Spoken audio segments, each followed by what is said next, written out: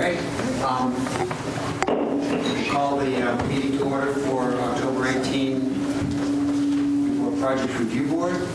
We have got everybody here. No Zoomers, no one absent. You have Zoomers, just not board members. Not board members. Okay, great. You have a staff update for us? Yes, so staff approval, I had one approval, I didn't bring the drawing, but Shaw's Plaza at Freeport Crossing, the landlord's gonna do refacing of the two ground signs, so instead of being an off-white with a peak top, they're gonna go gray with a flat top. They're just repainting and then resurfacing the top. As far as project updates, the planning board has been working on LD 2003. They've been participating, as have some members of the project review board, in the comprehensive plan interview team, in the commercial core working group team, and they've had a couple of applicant-driven agenda items coming in. Downtown Vision Implementation Task Force has been a little bit quiet through the summer. There's been a lot of other things going on, but I do expect that they'll meet this month, so we'll have an update next month. We continue to work on a climate action plan. The Sustainability Committee is trying to get together a public session to talk about some goals and implementation strategies that will be incorporated into the plan. A meeting date should be announced soon, and we'll make sure that we share that olive with you. And then last night at the council meeting, the Town of Freeport Council did take the recommendation of the Comprehensive Plan Update Interview Committee and did award the bid to North Star Planning. They will have an initial meeting with the planning board probably in early December to kick off the process of starting to update the comprehensive plan.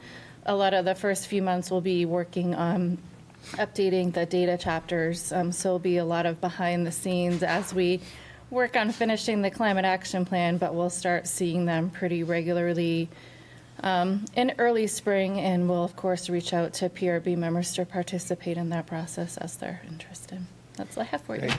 I'll also add that the Central Core Working Group, which is the group of several board chairs and committee members throughout the town to try to streamline our zoning ordinances, particularly the design review ordinance, has been meeting weekly, and at the end, the last agenda item tonight is we'll go through an update on that. Do we have any comments on the meeting minutes for September 20? A motion to accept them as presented. So moved. All in favor? Aye. And I abstain. I wasn't there. Thanks, Scott. Oh, I was. On Zoom, that's right. Our first agenda item is Whitetail Drive subdivision. We did a site walk on August 16, and if you can give us an update. We're having a public hearing, and also it's up for preliminary review. Yep, so the layout remains fairly unchanged from the site walk and when you guys last granted conceptual approval. Due to the number of units and the utilities, this is considered a major subdivision, so they go through conceptual review, then go away, work on some of the preliminary engineering, come back with plans, and if you take action on it tonight favorably, they will go back, finish up the engineering, comply with all the final submission requirements, and return for you for final approval. You might remember there's an existing duplex on the property. They're proposing to create 4 new lots for a total of 8 new units. One of the things we talked about at the last couple meetings was utilities. They have existing utilities going into the duplex, and they're proposing underground utilities anywhere where they're installing the new utilities. The ordinance does have a provision about subdivisions and underground utilities. It does not address situations where you have existing utilities. The applicant has included information about the cost of switching the current above ground to underground, and also the potential impact that could have on the wetland and the vernal pool. I don't necessarily think you need to grant a waiver if you guys are okay with it, to leave the existing ones above ground, but at minimum, I think you'd want to clearly note that in your findings when you take final action, or put a note on the plan that you approved it that way for various reasons, just because the ordinance isn't explicit for the existing locations. Again, there will be private wells and septics. They're going to upgrade the existing driveway to meet road standards. Typical for this phase, if they go forward, they'll need to get the road approved by the E911 addressing officer. We'll need a breakdown of costs, would need the financial capacity letter resubmitted with a little more information. The applicants here can walk you through any changes of where they're at with DEP if the board has any questions. Adrian, you want to give us an update? And then I guess we'll go through board questions, and then open it, and then have a vote to open it up for the public hearing. Yes, I have a plan that I can show. Tom is going to come. He'll probably come running in. It's history. But yes, I'm Adrian, civil engineer on the project from Teradyne Consultants. I met a lot of you at the site walk in August.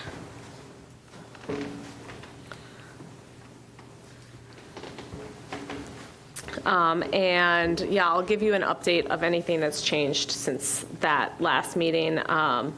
It is a 4-lot, 8-unit project, but 2 of those units do exist already, so it's only 6 new units. And the existing duplex is served with a gravel driveway that we're upgrading to be a road in the same location with some modifications with widening and lengthening, also improving it to meet road standards. It will be paved, and then we'll have gravel shoulders on each side, ditching, and the proposed driveways are all gravel, but the road itself will be paved. We talked a lot in the past about the wetlands, the vernal pools, the vernal pool setback, all of those environmental pieces. We worked through all of that in the first half of this year with DEP, so we did already obtain our DEP permit, which has been submitted to you, I think, during both submissions at this point. So we have our permitting from DEP for the NERPA permit. So that's anything that has to do with the wetlands or the vernal pools or the vernal pool setback. This project also requires a stormwater permit, and the town engineer reviews those on behalf of DEP. So we have submitted those materials to the town and had some preliminary discussions with the town engineer. We're expecting review comments from him next week, so we'll continue to work towards finalizing everything ahead of the final meeting. But we have designed the project to provide stormwater treatment and peak flow attenuation for the whole project, the road and the lots, which is a requirement for this type of development. And we have an underdrain soil filter that's just south of the Lot 4 driveway and some stormwater buffers.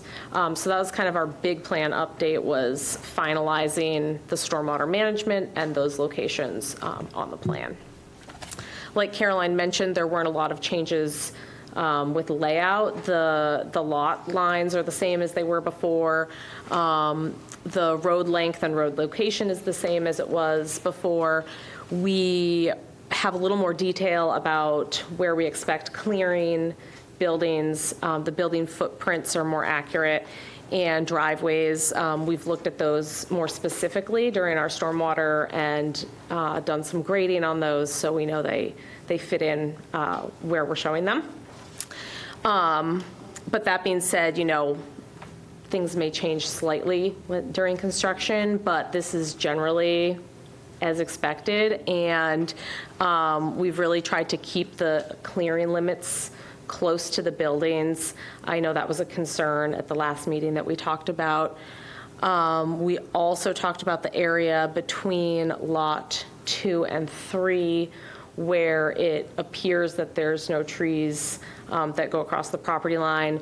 And during the site walk, we determined that There was no clearing across the property line, but it was kind of a natural cleared area, and it did seem like there was less vegetation there, kind of naturally. So one of the requests last time was to add some trees there. So we are showing those on the plan now. And then the final thing that Caroline mentioned was the electric utilities. And we do have existing poles, overhead electric, all going to that existing house along the existing driveway. That was all installed within the past few years. And we're proposing to leave that as is overhead, drop down to underground from that last pole and extend along the road extension, underground to lots 2, 3, and 4, where we would have one transformer pad set. And so any new electrical utilities would be underground. So I guess whether or not that technically needs a waiver, we did provide a cost estimate showing that it would be at least $50,000 more expensive to convert everything to underground versus just the extension from where the utilities currently end. And that has a large impact on this type of a project. These are going to be more of an affordable sort of rental project. It's not like high-end luxury homes. So every cost counts.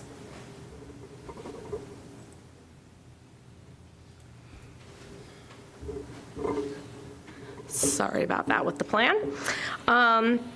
And then there were 2 other things that came up from some preliminary comments from the town engineer that I wanted to mention. He was questioning whether we needed 2 other waivers. One was for the road centerline radius. We have our proposed road right on top of the existing driveway for a few reasons. One being that it's in the vernal pool setback. That's where gravels have already brought into the site and clearing has already occurred. And in order to stay on top of that existing gravel driveway and improve the road there, we had to tighten up that radius a little bit. So it's supposed to be 190 feet. We're at 150 feet around that corner. So I believe the engineer was indicating that we would need a waiver request for that. And we wrote to that in a comment response that we sent in yesterday. I'm not sure if any of you have received that. And then the other one was also about the access spacing of where the driveway connects to Route 1. This was the DOT permitted location, and it already exists, and it's where we already have our wetland impacts, but it is about 72 feet from the next road, and the ordinance says 100 feet, and so Adam indicated that that would also be a waiver item. And I think with that, I'll take any questions. I'm trying to look at it right now. Let me see, pull it up in here. You want to take public comment while I look? To clarify, the overhead electrical comes in, I think, from across the road to the driveway? Yes. And then the last pole is where that turn is that correct? Yes, I'll point at it. Right about there, right. So you're proposing keeping the overheads till that point? Yes. And there's 3 poles, and the wires are pretty high up, and they kind of aren't very noticeable as you drive in. They blend into the surrounding trees, and obviously were put in recently and required a lot of efforts with CMP and clearing and all of that to get that established. So it's a lot of removing poles, adding different poles, wasting wire, all those sorts of things that it's such new infrastructure. So it's a big cost savings. It's an environmental, it's better environmentally to leave it. And it just feels really wasteful to take all of that out. Caroline, can I characterize what a position that we might adopt on this? I'm not suggesting we go this way, but I met with Caroline today, who's also talked to the town attorney, and my understanding of the situation is as follows. We require underground utilities.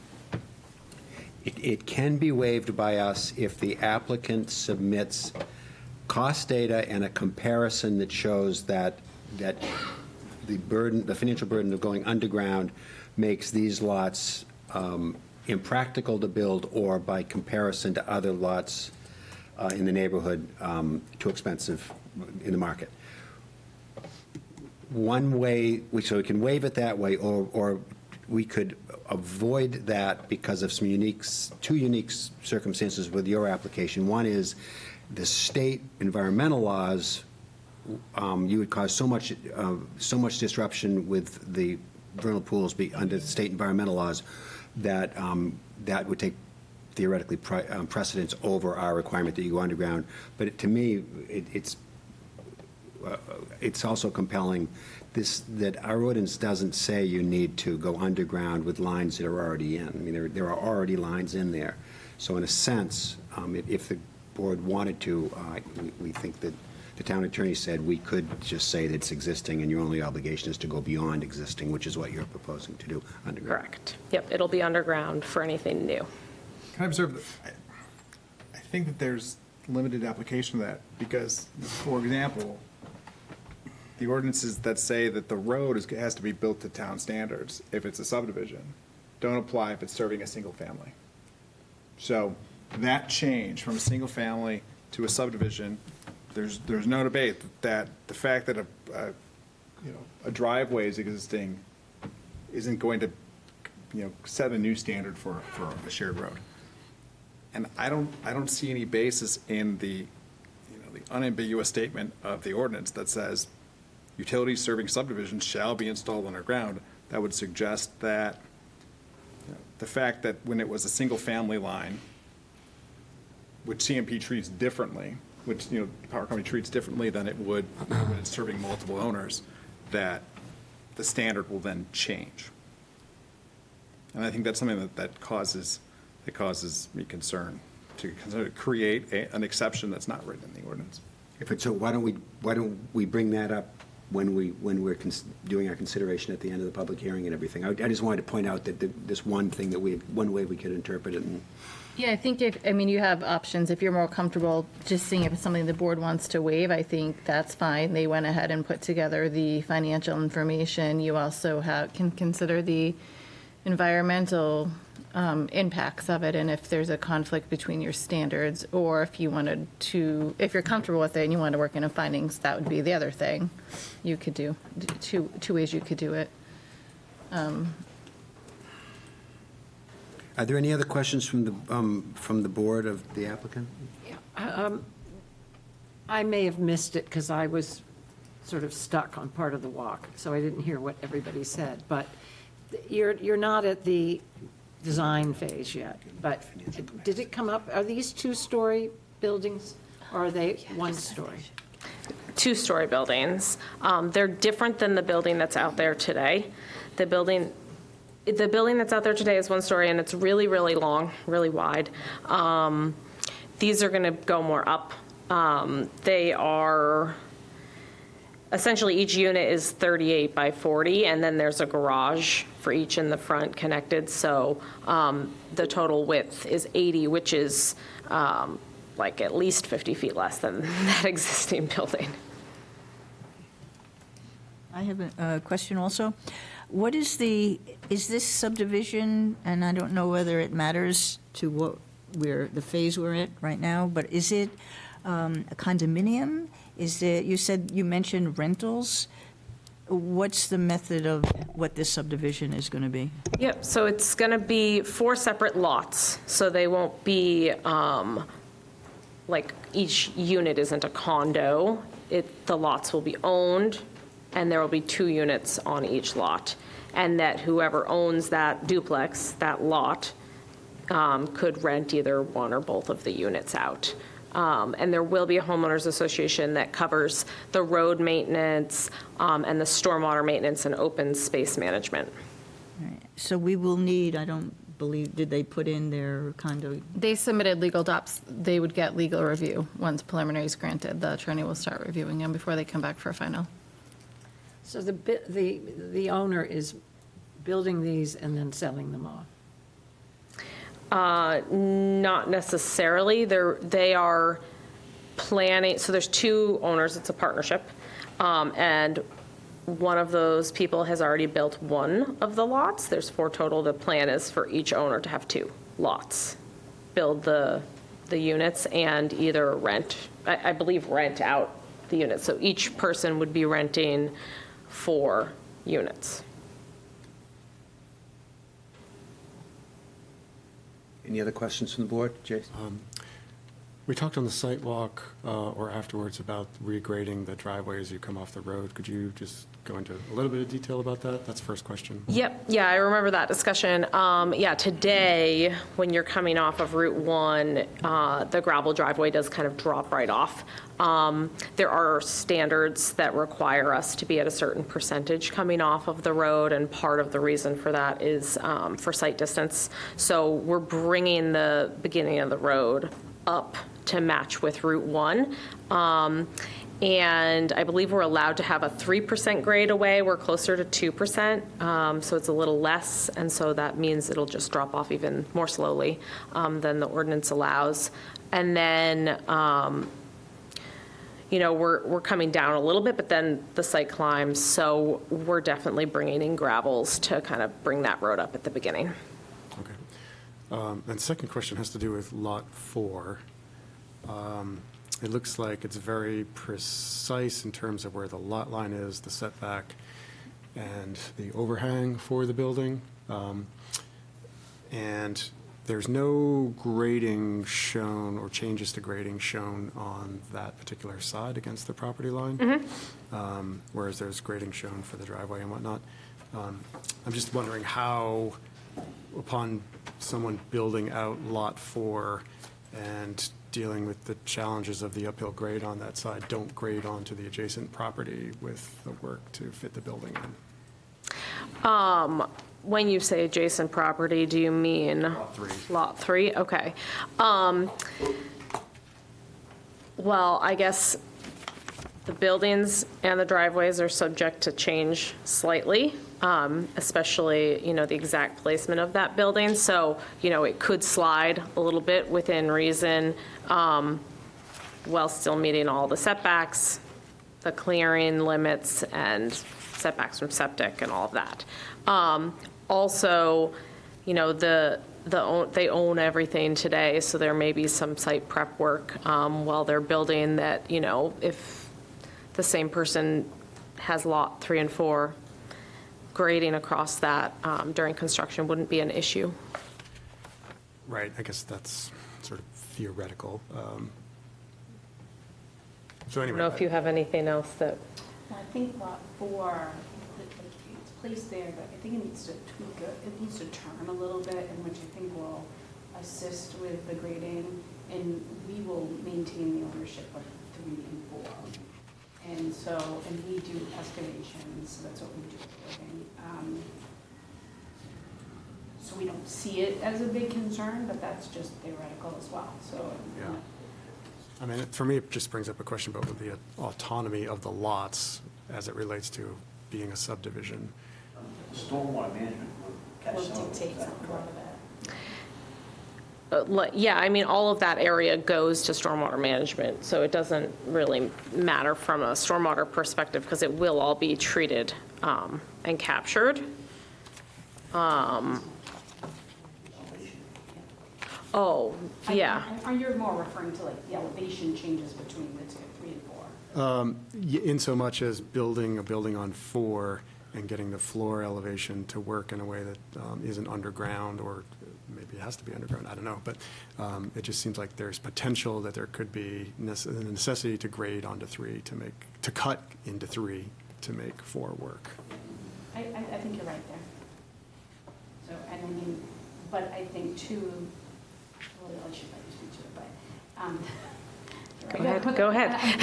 But I mean, these are, like Adrian said, they can alter slightly, and if you get in there and you find that the grade on 4 lends itself better to like a daylight section, so you have your space, then that will come to light when we do the building permits. Yeah, okay. And maybe there are rock walls or something, but, Yeah, a lot of those details come into play with the building permit, and, we've definitely thought about that, because there is a grade change across that building. But you're right, that we have only graded in, like, the driveways, and we know where the buildings would be directed from a stormwater perspective, so everything will work out for our stormwater permit, even if the building has to be a certain elevation or move around slightly.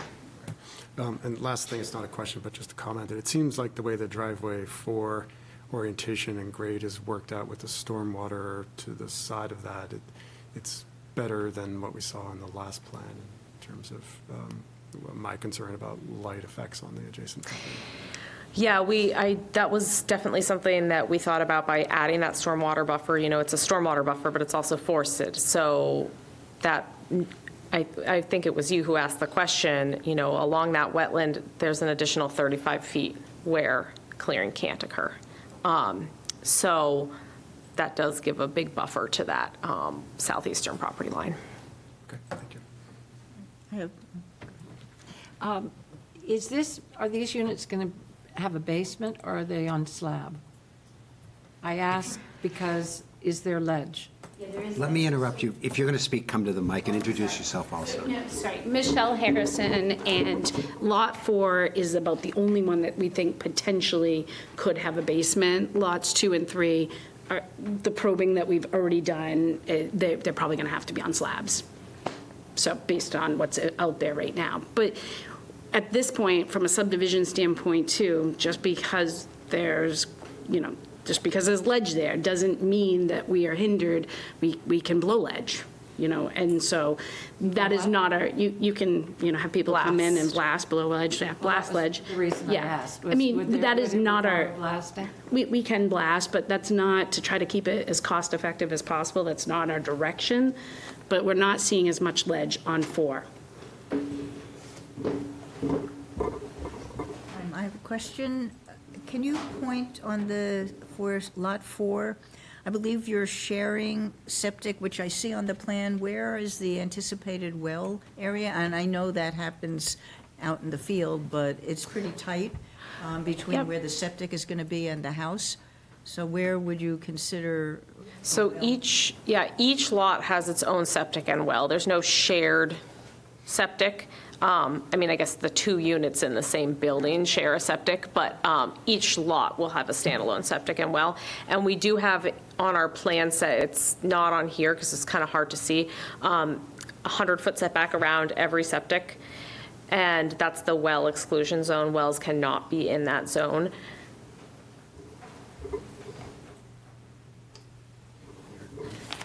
And so we placed anticipated well locations, and the septic are on the test pits that were done by Mark Sensi, who was our septic designer. So I can point out where some of those things are. Septic, septic, septic, and the existing septic's over here. And then this is an existing well, proposed well, proposed well, proposed well. Okay. It's on sheet 3.0 in your Yeah, plan that's what I set. was looking at, but I wasn't reading where the site was. Yeah, they're really small circles. They're hard to see on the reduced side. We could try and make them bigger for the next submission. Sorry about that. Questions before we go to the public hearing? I have 2, Adrian, and they're more observations or just thoughts to share with you. I think it was Mark Sensi submitted a letter saying you expect adequate water supply in the wells. Yes. There's an ordinance provision that you have to guarantee that, and I didn't see it in the draft declaration of restrictions Okay. for homeowners. So you're going to have something in there. And it's not our department, deal with Caroline on it. We usually put a note right on that recording plat. Great. Okay. And the other is financial capacity. You're going to have to go through that. Yeah, we provided a preliminary letter, but we understand that that often needs to have more details for the Okay, no. final. Great. Is there a motion to open the public hearing? So moved. All in favor? Opposed? Okay, the public hearing is open. If anyone has any comments, please come to the mic, identify yourselves, tell us where you live, and if you pose a question to the applicant, we'll ask them to come back to the mic also.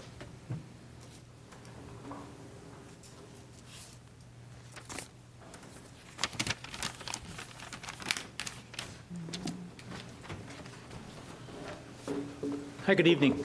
My name is Christopher Roney. I live, I'm just behind Lot 2, and I'm actually in favor of the project. I think it's well laid out. I appreciate the fact that they've done a lot of work to retain trees, and I know you guys had some influence on that, and my neighbors did, so I appreciate all they've done. I have asked them to make a slight modification on the septic system that's going to be closest to my lot. It's currently very close to the property line, and just to preserve enough, wooded buffer there, and to give and reduce the restriction of well location on my own land. I've asked them to look at whether it's able to slide a little bit. But I did want to voice support, because I do, I'm not here on behalf of the Freeport Housing Trust, but I am on the board, and I have an interest in housing, and I think it's an important we have a shortage in housing in Maine, and I think this is an important kind of project to get done. It's, not unlike there was an 80 unit one proposed across the street, last year, very, very high impact. This is a kind of an ideal use and ability to add to the housing stock in Freeport. So I appreciate all the work that's been done by the applicant, by the engineer, and by this board. Thank you. Thank you. Anybody else? Let's just check it. No hands up. Okay, is there a motion to close it? So moved. Okay. All in favor of closing the public hearing? Second? Opposed? Okay. Any other questions for the applicant? So there's one waiver, if we vote to grant preliminary approval, there's potentially one waiver we're being asked to address? So I think I'll leave it up to you guys how you want to handle the underground utilities. I think if you wanted to consider a waiver on that, that's fine. You can make a finding that based upon the financial, or decide if you want to make a finding that based upon the financial information submitted by the applicant, that you feel like it will switching the existing utilities to underground will raise the cost of housing beyond the market in that area. And then you could also comment on the vernal pool or wetland impact if you wanted.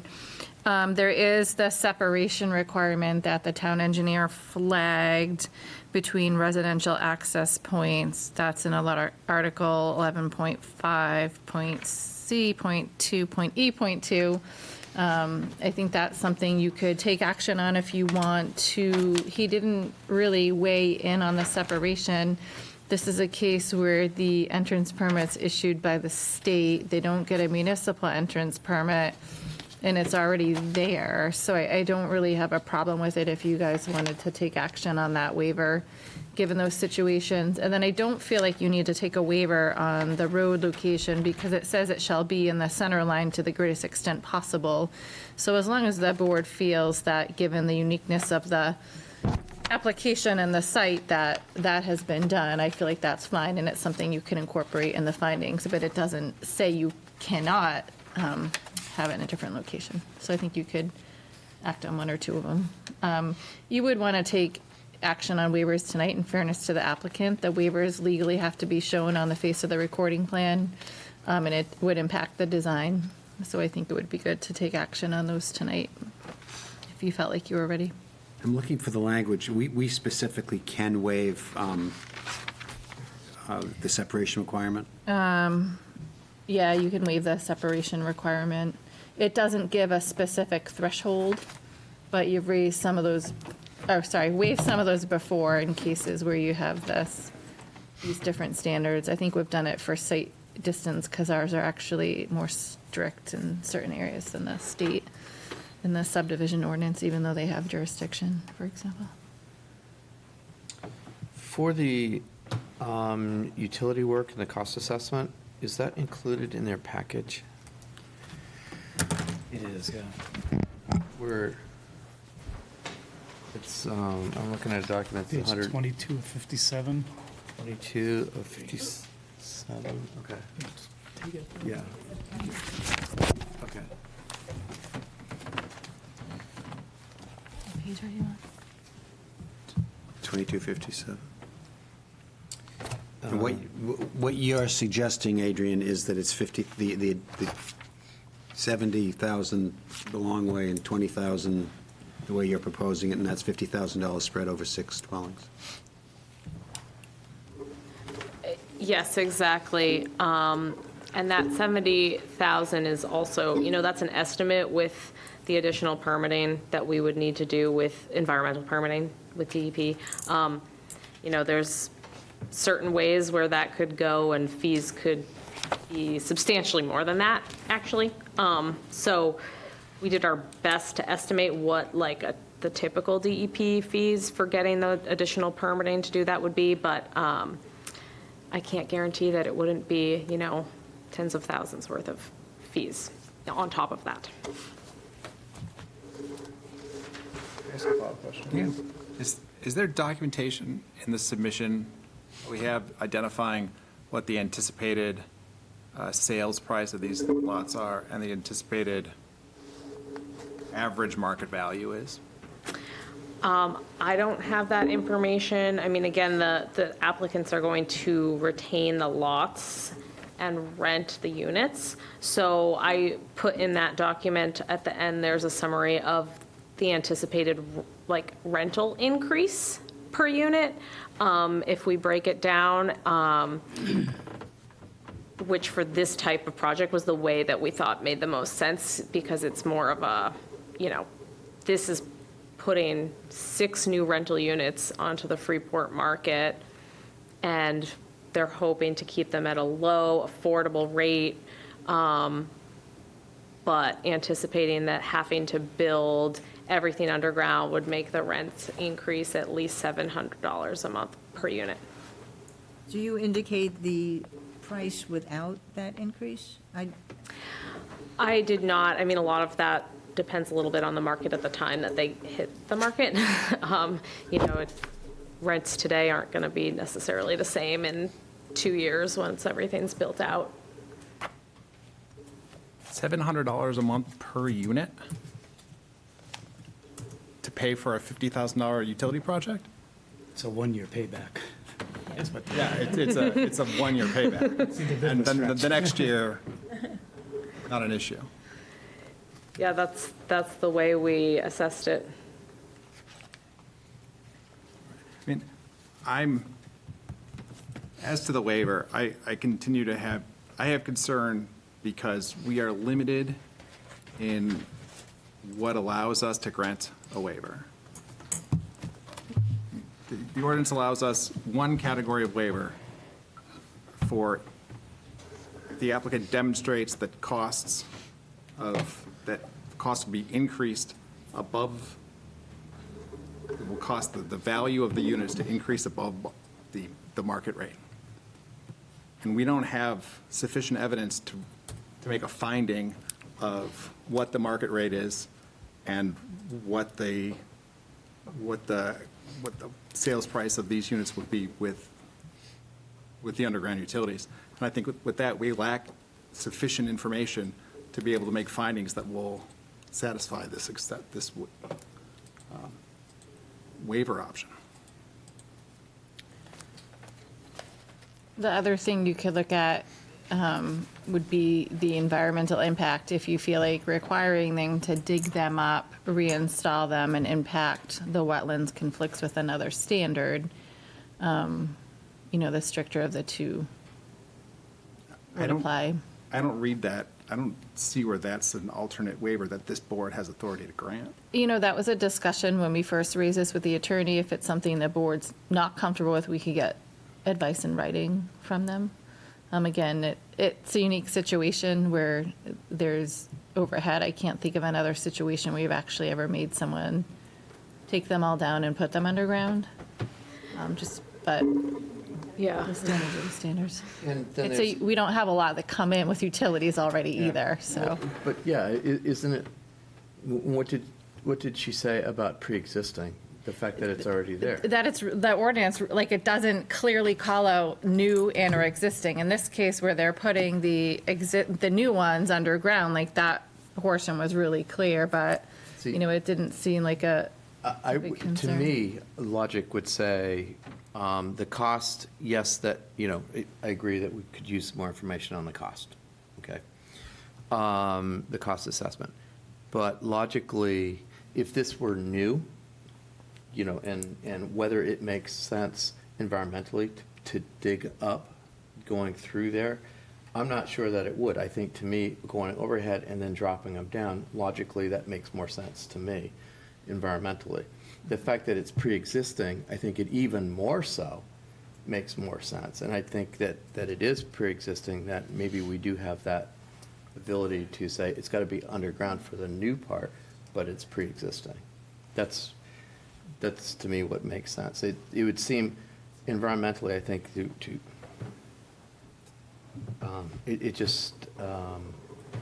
it's not consistent with what I think we want to be doing environmentally. If I could, I think I agree with what Todd's saying. I mean, I don't think the fiscal case is really made to say it's a payback of 1 year's. We were born not last night, so we saw that. But I think the fact that the existing equipment is already in place, to go through the effort of taking that down doesn't make sense, and clearly environmental implications are real strong in terms of this, so I think I'm fully aligned with what you're saying, Todd. And what's driving this is the fact that it's gone from a residential property to a subdivision. It's just the language, the different standard. Yep. So from an environmental standpoint, having it the way it is, up to the curve, has not been an issue, except that it's got a title change. Yes, And that's- and now it's, instead of serving one unit, one dwelling, it's serving multiple dwellings. Do we have Can I- anything that's actually from the DEP that's identifying that there is an environmental protection aspect of avoiding the underground? Or are we just speculating that that would be environmentally friendly to not do underground utilities? Can I Speculating. provide comment on that? We talked about this at the site walk-in at the last meeting. It's less about the actual trench right in the roadway and more about all of the other impacts of the poles that would have to be done in that vernal pool setback right next to the wetlands and the vernal pool. There are poles that have already been put in, so those impacts are considered, they're done. There's nothing we can do about that. To then rip out 3 poles in a significant vernal pool setback and then have to set at least 1 other pole in order to follow CMP's requirements of how you have to have electric provided. So that would be 1 pole so we'd be taking out 3 poles in a significant vernal pool setback area that have already been put in, have already been cleared for additional erosion controls to do that. I mean, yes, we are improving the road, but that's outside of the footprint of our actual road gravels. And then we'd be putting a new pole somewhere else in the vernal pool setback with a guy wire coming down to the ground, possibly in the wetlands that are connected to the significant vernal pool setback. Plus another pole across the street in a different location than it is today. So there's potential that DEP would need us to pay tens of thousands, 20s of thousands of worth of fees in order to do that permitting, because it's beyond what's already done today. Are there any other, we should stick with this topic while we're on it. Any other thoughts on this requested waiver? I was just, looking at it from a practical standpoint. It seems like, so there's a pole on the, I'll call it the south side of Route 1, right? That's a CMP pole. It's currently running overhead to the property, and the next pole is on the easterly side of the right side of the road as it exists, the driveway as it exists today. Yeah, here. So there is one right there. Okay, it's hard, I was looking at the Yeah. plans and trying to tell. Yeah, so there's poles, I actually think they might be here, Yeah, here. yeah.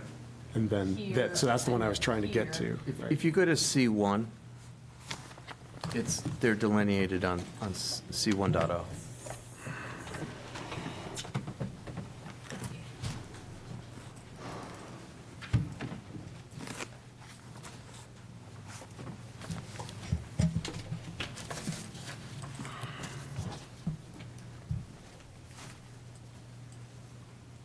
So there's a pole here, that's across the street, and then there's a pole here. And it's not depicted very clearly, but there are guy wires coming down here, these wetlands. And then there's overhead that goes through here, areas that have already been cleared within the significant vertical impact to a pole here, and then the wires come up to a pole here. So that's three poles all within the vertical setback area that would have to be removed. And then we would have to set, the way CMP requires it is we would have to set a pole either here or here with one across the street, directly across the street, and drop there. And they have to be within the right of way, but that's still right adjacent to our wetlands and within the setback area. And the guy wires would have to come into the site.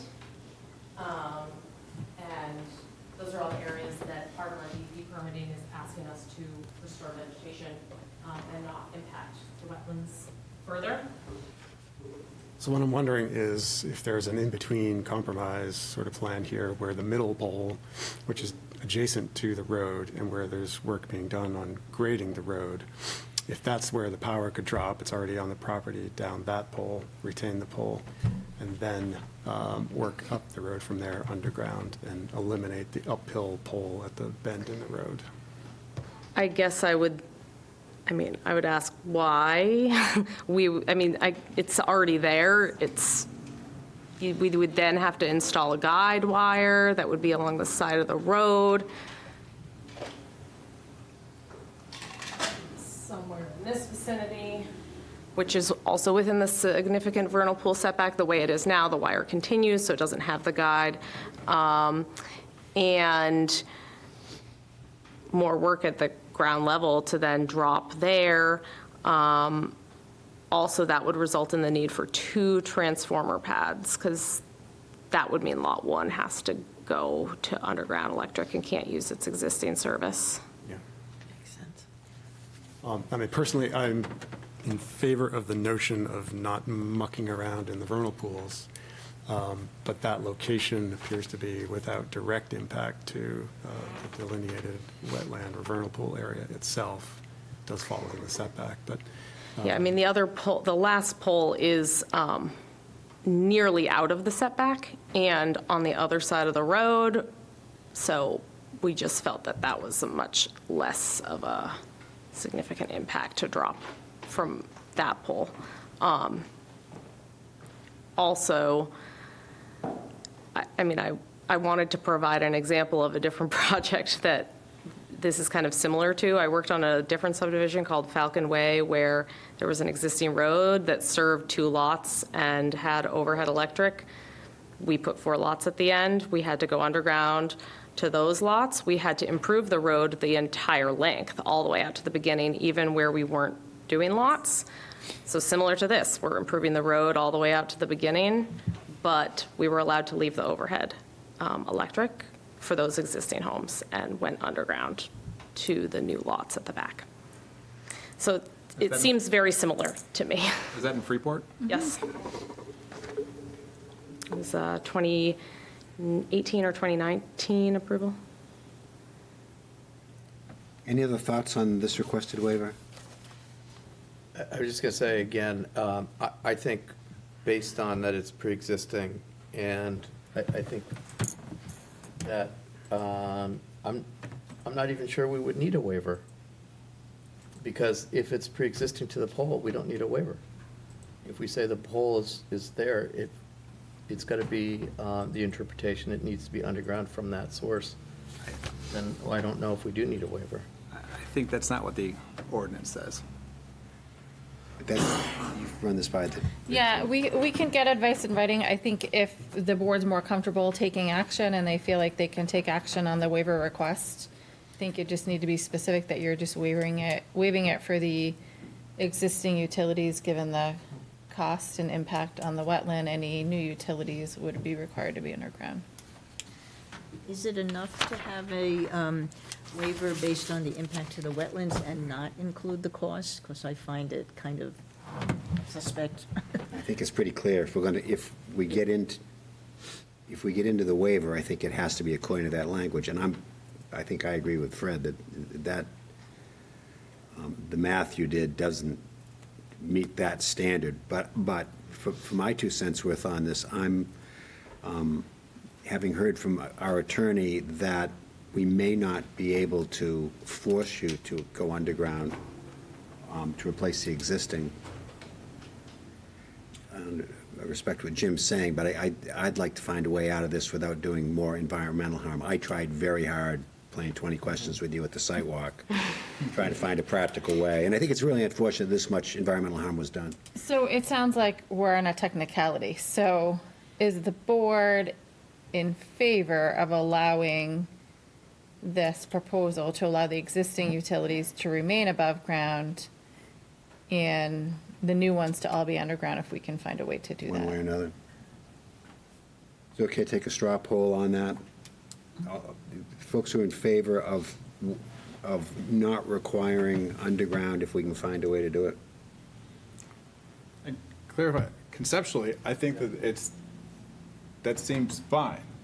My concern comes from that I think that it's inconsistent with what the ordinance says. If there is a legally We can viable way get it to clarified. do it, that's not in conflict with this provision of the ordinance, conceptually, I have no problem with it.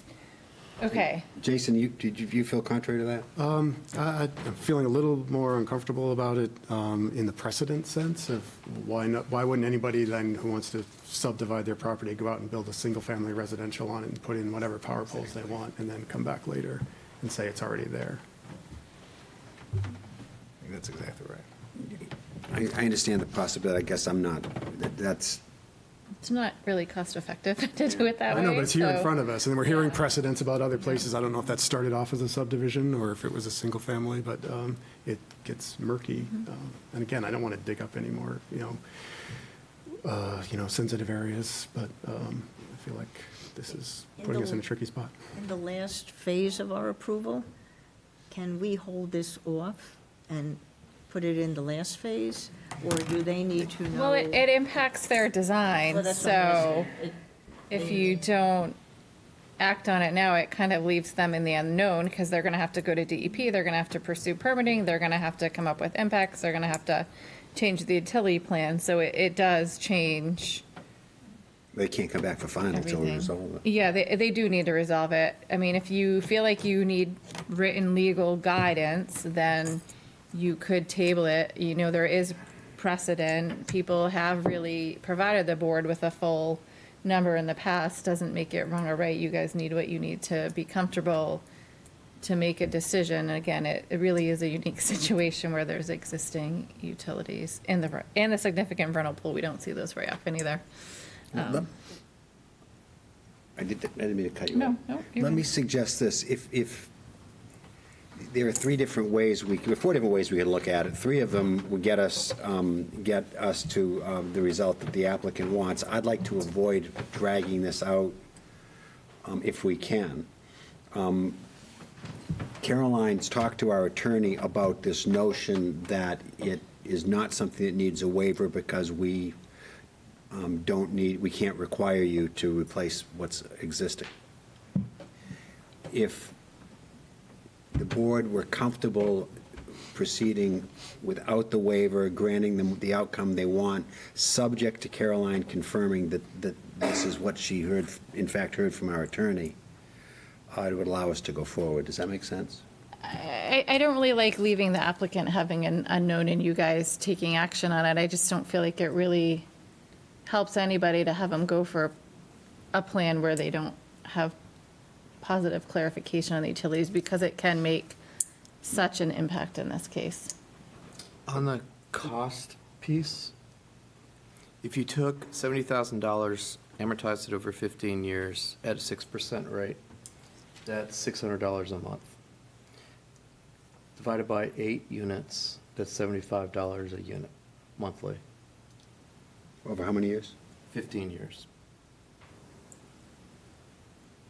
If that helps. It's better than doing it over 12 months. I'm going back to my question. Can we make this waiver based on vernal pool, significant vernal pool impact I think only? in that case, you'd have to look at your standards and see if you feel like there's a conflict being created. If you feel like the provisions for protecting the natural features conflict with the requirement for underground utilities, you could make the finding that because of that more strict standard, the underground utilities doesn't apply. But That's they what I was are trying to go through doing and look on the underground fly. activities from one existing cut point to. the Yes, we're end. talking about just a portion of it, No, the I know that, development but, here. I mean, we're Yeah. not. Let me ask, let's just go briefly to this other requested waiver, and that is for the separation of the driveway being 72 feet instead of required 100 feet, right? Does anyone on the board have a problem with that? 150? Pardon? Was it more than that? It's 100 No, that was for 100. The 150 was something else. There's 72 versus 100. Does anyone on the board have a problem waiving that particular requirement? Then why don't, let me suggest this, if someone wants to make if we're inclined to give preliminary approval to the project tonight, and we're inclined to grant the driveway separation requirement waiver, why doesn't someone make a motion and they can make it address this underground utility requirement any way you want? It can be with, that we would not require a waiver, but we would permit it because of the environmental disruption. We can grant it without a waiver because they have the utilities in place, or we can grant it because they've met the financial requirement as specifically required in the ordinance.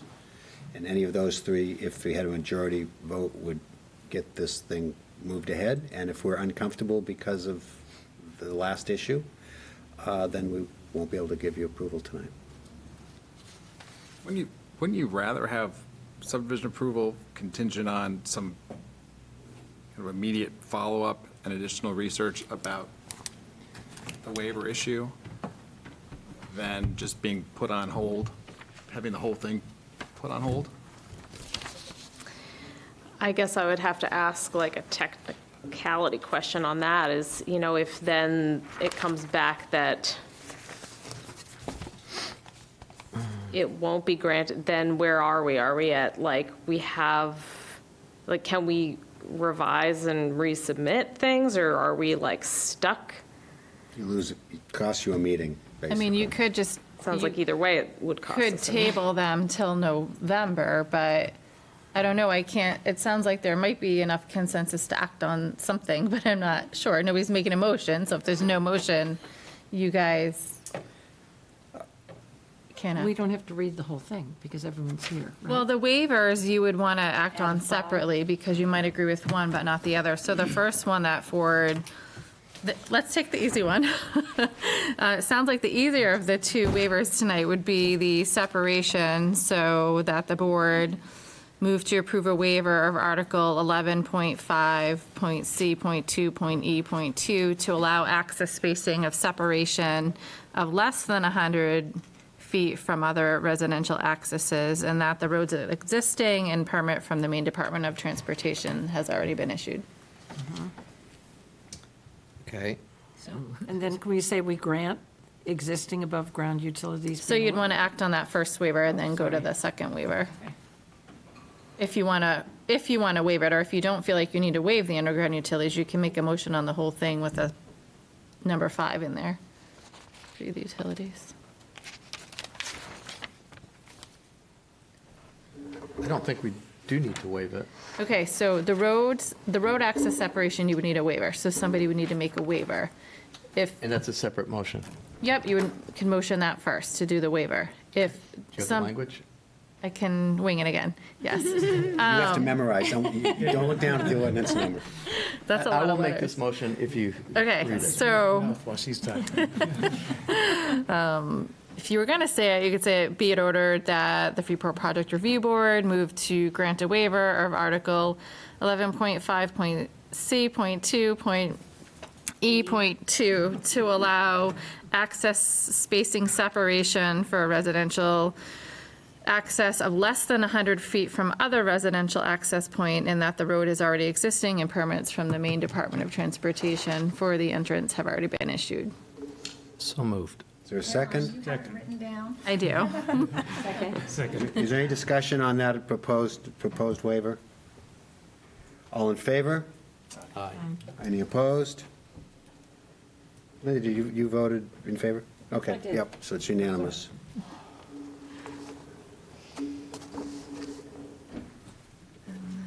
And does anyone want to make a The other one a motion? waiver too? The other one does not need to be a waiver. If someone So- wants to make a motion to accept it as presented. Can we just say that the PRB grants existing above-ground utilities be allowed to remain in consideration of adverse impact on wetlands and vernal pools? Is that what you're, Then that would be a waiver. No, I think you could add if you feel like you need to make a waiver, somebody can make a waiver. If you are a board member that doesn't feel like you need to waive it, I think you could make a motion to approve the whole thing, add a condition number 5 with something similar to what you said. We're going to allow the overhead to remain, but to comply with the underground utility standard, all new utilities will be underground. Or could you, these guys have presented to us a waiver request that Yep. details all this. Can we just, going back to simplify it, accept it as presented?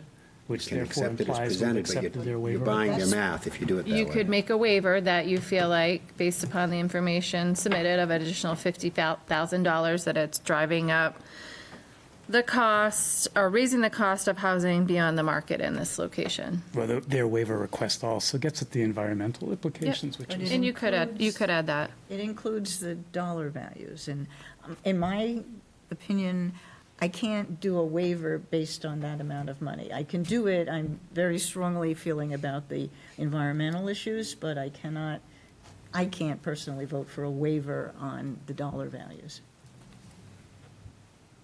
And I would propose we be specific. We have a motion that's specifically related to the dollar values waiver, a motion that's specifically related to the preliminary approval, and a motion that's specifically related to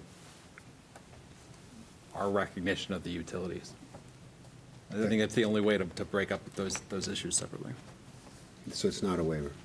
So if anyone wants to make a motion to grant preliminary approval to the subdivision with a note 5, which would be the fifth note as written, with respect to leaving the underground in place, that would be the motion.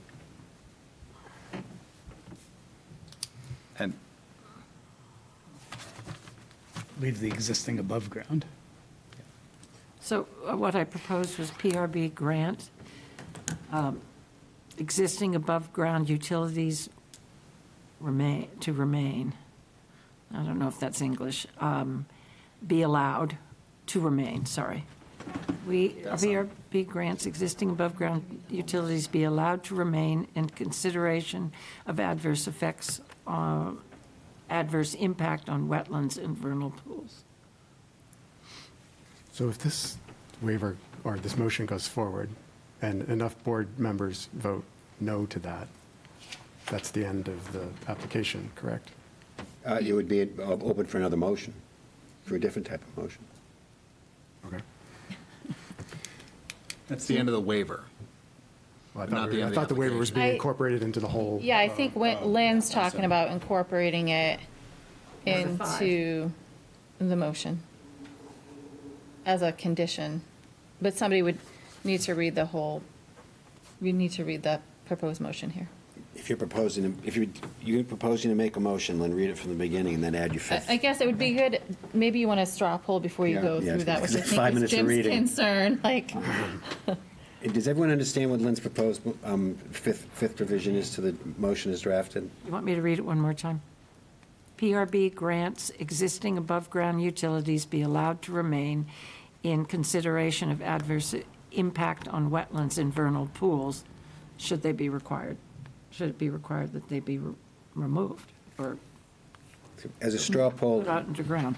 does anyone have any questions, before we have a straw poll on how they feel about that fifth provision, does anyone have any questions about it? It's not a waiver. It's not a waiver. It's not a waiver. This is a waiver. If we're saying it be allowed to stay, it's a waiver. I If thought we're- we have to vote it separately as a waiver if it's a waiver. The only way it can be waived, is if they do the cost analysis that they presented to us. The other would be that we accept it as presented because it's not clear that we have to make them tear it out because it's existing. And the environmental impacts are a compelling part of that. If that motion were presented just as a non-binding straw poll, who would be in favor of Lynn's motion? I would. Okay, Lynn, why do you read it? Okay, proposed, We'll be have it discussion afterwards, I'm Be it sorry. ordered that the Freeport Project Review Board approve the preliminary subdivision plans submitted by William Davenport and Todd Harrison for the proposed Whitetail subdivision, tax assessor map 18, lot 17 and 17-2, for a 4-lot, 8-unit residential open space subdivision preliminary plan set dated 1/09/23, revised through 9/26/23. The board finds that based upon the materials submitted by the applicant and the information contained in the record, the layout of the development is consistent with the information presented in the conceptual submission, that the applicant has submitted the required information per the Freeport subdivision ordinance, and the applicant working towards the development of the final plans. The following conditions of approval and/or items shall be incorporated into the final submission. Oh, should my thing go up higher? Or is it a number 5? You're number 5 after Okay. those. Oh, because it says conditions, all right. The approval of the preliminary plan shall not constitute approval of the final plan or intent to approve the final plan. 2, prior to final approval, the applicant obtain a final sign-off of the plans by the town engineer. 3, the final submission include a detailed cost estimate to cover the cost of all site work, including but not limited to the cost of drainage, road and parking area construction, landscaping buffers, stormwater management, erosion control, etc. The financial capacity letter should be updated to reflect the names of both applicants and this estimated site work amount. 4, the final submission shall incorporate the submission requirements of the Freeport subdivision ordinance, including but not limited to Article 8, Appendix C, and Appendix 8 of the Freeport subdivision ordinance. 5, the PRB grants the existing above-ground utilities to be allowed to remain in consideration of the adverse impact removal would have on wetlands/vernal pools.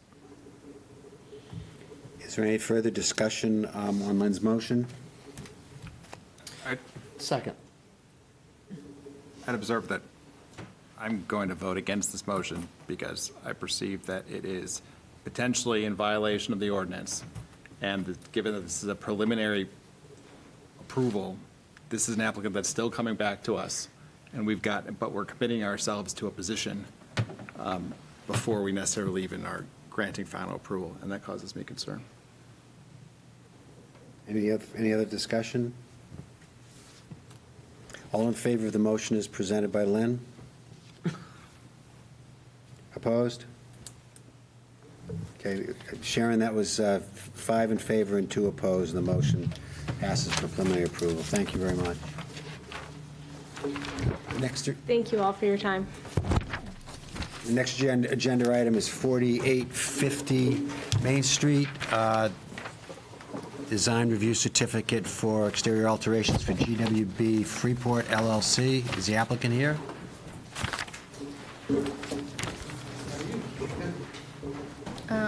The applicant is not in the room. Scott, if you're online representing the application, can you raise your hand? Okay, we do have a representative here, so you can talk about this. Oh, actually, you have two people here. So you have Scott LeBrecq, and then you have a representative, another representative from the property owner, both on Zoom. They've been promoted to panelists. So are they going to be able to make a presentation on the screen?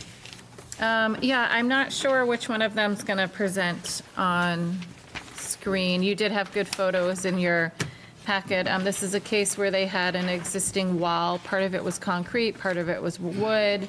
The wood portion near the public right-of-way was rotten, so they want to replace it with concrete. It's considered a material change for a wall under the design review ordinance, so they're here before you. Is one of you going to speak on Zoom on behalf of the property owner?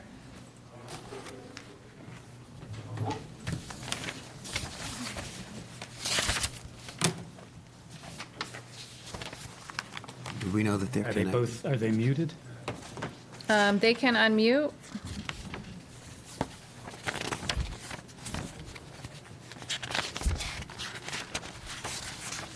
Hello, Hi. I'm Janica Garris. I'm the Bolus Asset Manager representing GWB Freeport LLC, and Scott LeBrecq, Construction and Contracting, is here to speak to the details, both representing the landlord.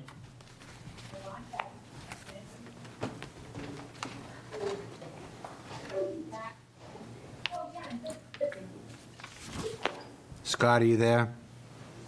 Can you hear me? Yes, sir. Hi, sorry about that. So we're just extending the existing concrete wall down to the back side of the driveway. It's been damaged year after year, so the owner would like to extend that about 11 feet down to the back side of the driveway.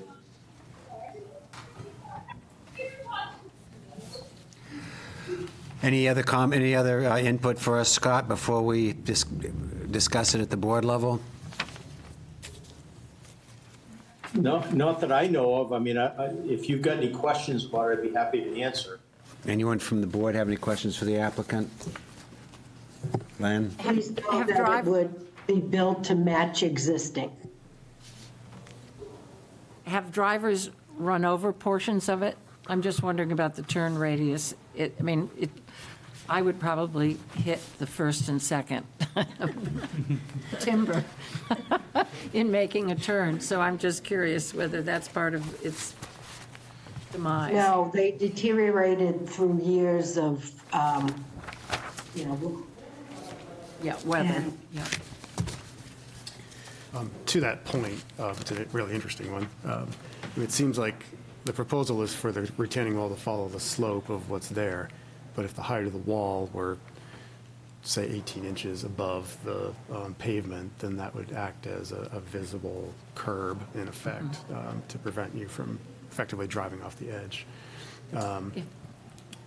The only question I had was if, in the way that all this comes together, if there's maybe more of a building code requirement, but railing required for fall protection for the grade differential between the two levels. So that should be accounted for if necessary.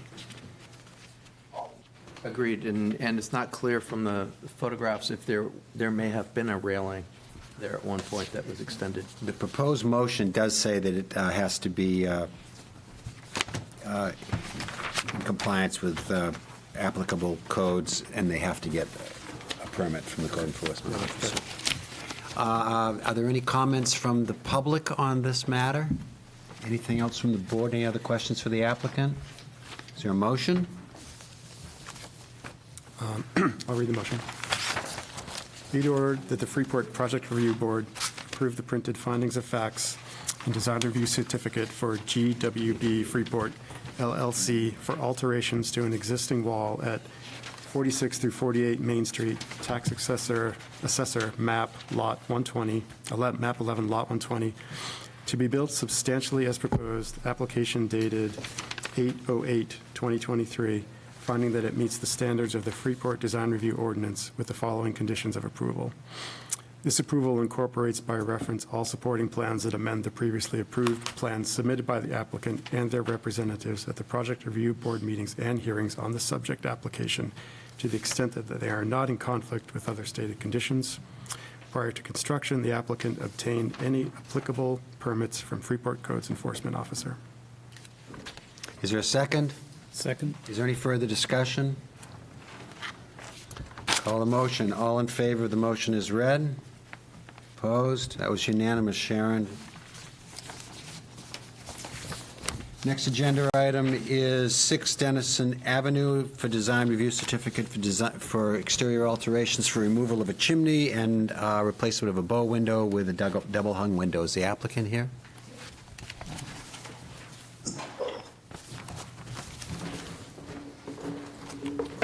Chris O'Brien from Wally J. Staples Builders. We're looking to, take down a chimney on a project. We're renovating a kitchen, and it's kind of in the way of what we're looking to do. And then there's a bow window that is causing some issue with the design of that, and the fact that it's about 30 years old, 35 years old, and kind of needs to be replaced. It was put in 1991. So those are the two things we're looking to kind of replace. And this is the bow window's around on the side of the house, although it's visible from the street, but it's not on the front elevation. Is that right? Correct. Carolyn, I should have asked if there's anything you wanted. No, the chimney that's there, I don't believe they're using. They actually have a chimney up the side, and this one's just in the middle. And if you looked at the interior layout, although we don't have to grant approval of the inside, they're trying to relocate it, tying in, or getting rid of it due to the renovations. The new window, I believe, will be vinyl clad, no mullions, and PVC exterior trim. Correct. Any other questions? Any members of the public have any thoughts they want to share on this agenda item? Okay, is there a motion? Sure. Be it ordered that the Freeport Project Review Board approve the findings of fact and design review certificate for Wally J. Staples, Inc. on behalf of Luke and Katie Potter for exterior building alterations at 6 Dennison Avenue, Tax Assessor Map 13, Lot 93, to be built substantially as proposed, application dated September 28, 2023, finding that it meets the standards of Freeport Design Review Ordinance with the following conditions of approval.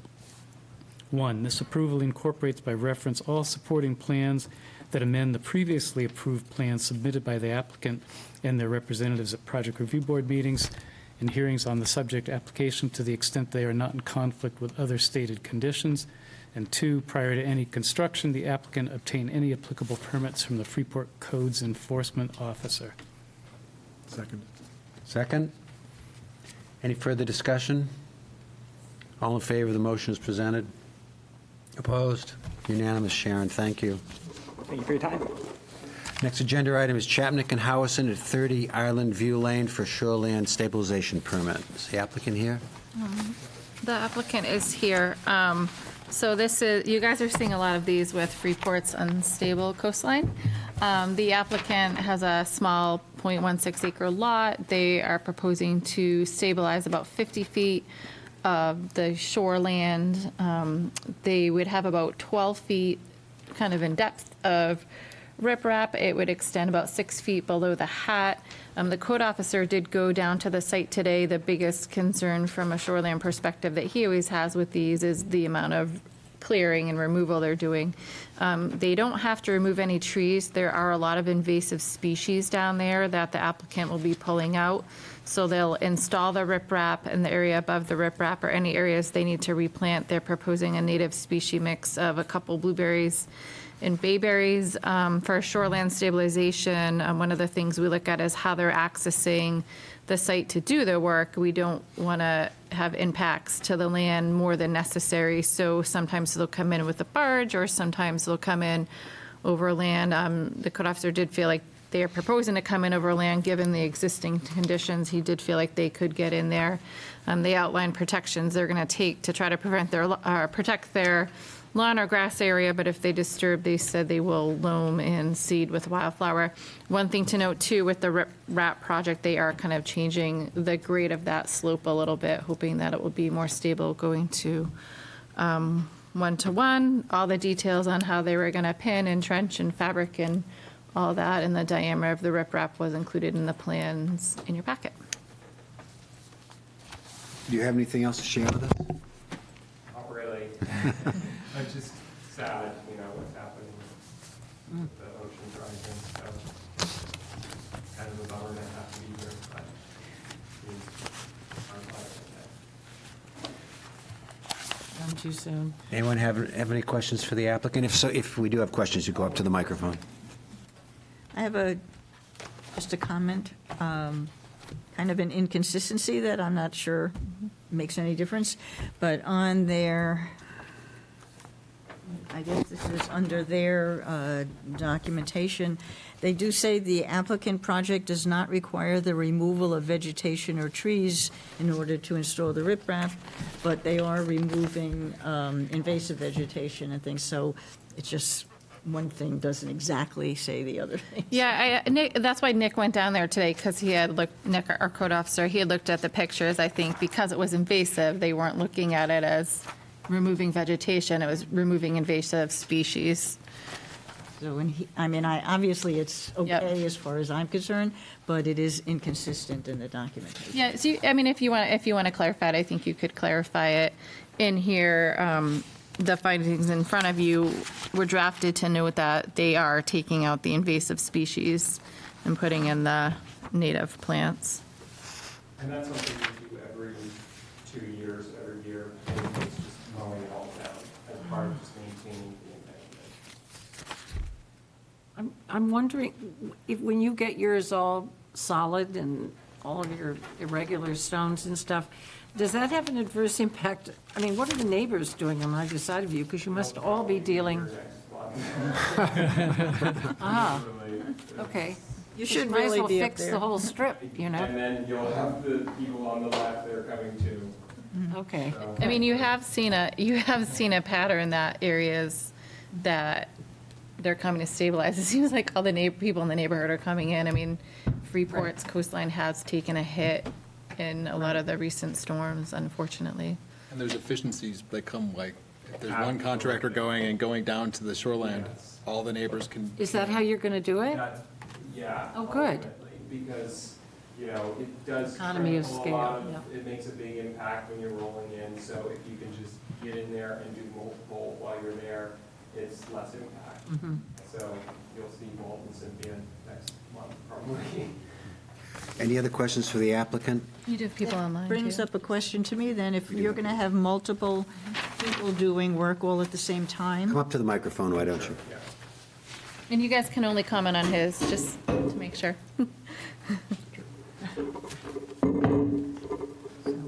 I may have to take this back at the end of my question. But if it's going to be that there are multiple people doing work at the same time, then the contractors, my assumption is they would be bringing in more material, maybe more vehicle entries and things, and based on where the access point is, I just would like to know that there's not going to be overuse of any of this work up at the top of the... No, not at all. You're right. Everybody has their own access point. It's just when you have an excavator there, they say it just makes sense to do as much with the other people who are already down there. So that's why I was like, okay, if they want to stabilize their shoreline too, it's also better for the environment because once you stabilize one area, then you can have impacts to other areas. So. Yeah, I would expect if they're going to do the work, they have to come in anyway, so. Yeah. I'll make sure. if I could, just clarification on this code requirement. It says construction equipment must access the shoreline by barge when feasible, as determined by the project review board. So I think you're saying that you are not going to use a barge, you're able to come in. Can you explain? Yeah, they looked at using a barge, and it looks like it's going to be a year and a half to wait for a barge because there are so many projects going on right now up and down the shoreline. So when you're doing excavating also with the tides and you want to wrap up everything that you're doing really quickly so that you work in sections, because if you don't, then you can cause erosion. So if then the tide comes and then the barge has to get stuck on the tide, then you're impacting the coastal wetland that way too. So ideally, in this situation, because entering the site is pretty easy, we won't have to remove trees, they decided to go through the upland. Any other questions? Any members of the public have any comments or questions for the applicant? Anyone care to make a motion? Let me ask this, Caroline. Everybody's here, and if we are going to make a motion exactly as read. Or don't ask me a question you don't want to know, you don't want the real answer to. But is this your preference, or is it technically? The preference is that you read the full motion so that everybody in the room and on Zoom who's not here and doesn't have a copy of the staff report can hear exactly what you're approving and what the conditions are. We've been through this before, haven't we? All right, I'll make the motion then. Thank you. They're Thank all you for short. ending this hostility. That's right. Be it ordered, I move that be it ordered the Freeport Project Review Boards approve a shoreline zoning permit for Nathan Skutnick and Holly Howison for a shoreline stabilization project approximately 50 feet in length at a residential property at Tax Assessor Map 5A, Lot 52, 30 Island View Lane, to be built substantially as proposed in the application dated September 26, 2023, finding that it meets the standards of Section 306 and Section 404 of the Town of Freeport Shoreline Zoning Ordinance with the following conditions of approval. 1, this approval incorporates by reference all supporting plans that amend the previous approved plans submitted by the applicant and their representatives at the Project Review Board meetings and hearings on the subject application to the extent that they are not in conflict with other stated conditions. 2, prior to the start of any site work for the project, the applicant obtain any applicable permits from the Freeport Coast Enforcement Officer. Is there a second? Second. Is there any discussion? No discussion. All in favor of the motion as presented? Unanimous? Thank you. Thanks a lot. Thank you. Good luck. Thank you. Appreciate it.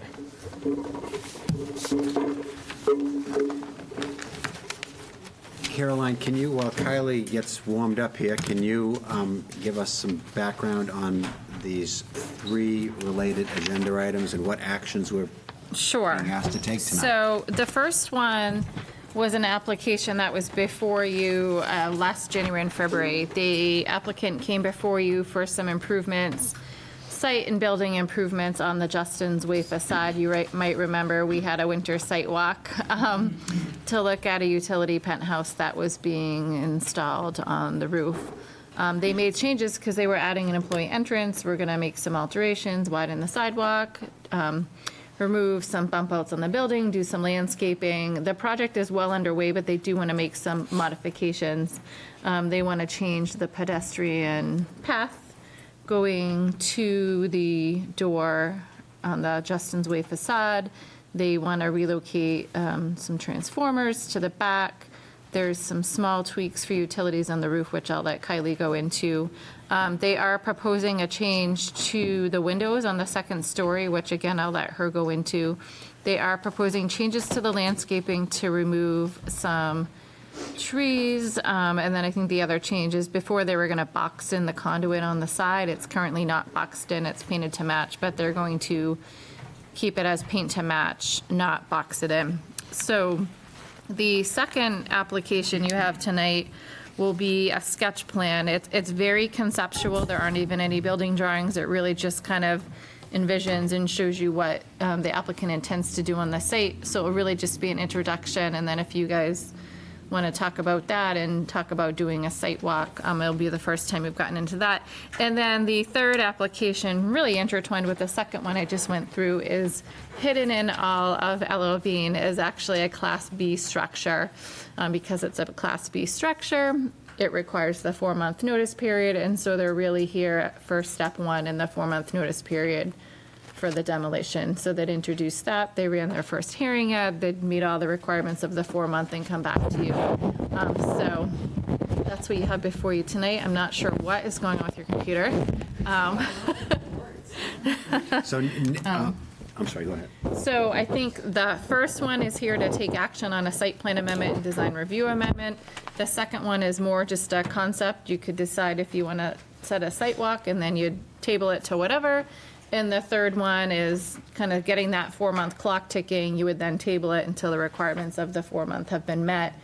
At some point, the application for the flagship store and the demolition could intersect, or they could just stay on separate tracks. And if they complete the demolition before they're back with all their final drawings, you could take one conditionally. But it's really here just to get amendments for one and the kind of the ball rolling on the other two to get the board familiar and see what kind of questions you might have for them.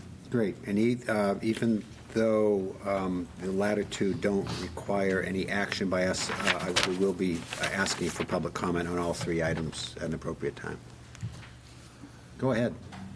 Caroline, you did a great job summing that better than I would, but I just wanted to introduce myself. I was here, I met you some on the site walk, and then before, my name is Katie on behalf of L. Bean. I'm the Senior Manager of Design and Planning. Before I hand it over to Kylie, I just wanted to say thank you for taking your time for this, the continued conversations, the previous conversations. This project, which we have called Freeport Experience, represents a continued investment in our flagship campus and in Freeport, which has been our official home for over 110 years. And our retail campus and the buildings that we'll discuss have really become an unofficial hub of downtown, which we've embraced.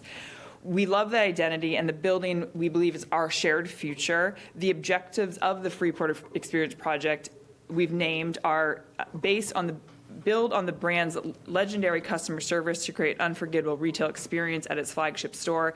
This includes upgrading the customer journey, providing new offerings, and improving employee experience. Honor the New England Village aesthetic while celebrating the company's main legacy. Create a more inviting and identifiable entrance on the facade of Main Street that is better suited for pedestrians.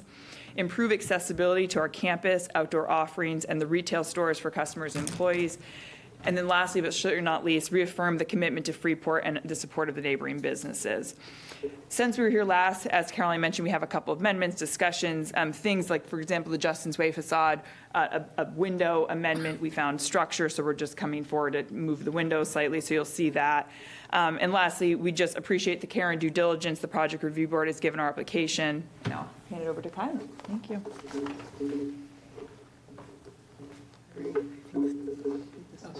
Although I might snag it. Yeah, you can. Awesome. Thank you so much for having me. My name's Kylie Mason from Sebago Technics. It's been a little bit, but thank you for having us back. So the Justin's Way elevation change and the site plan changes as well are really a reduction in what you saw the last time. And so with what has been a very long process of envisioning the campus and the building and all it's going to be, we find that things have changed, and that is influencing our site on the rear of the building as well, along Justin's Way.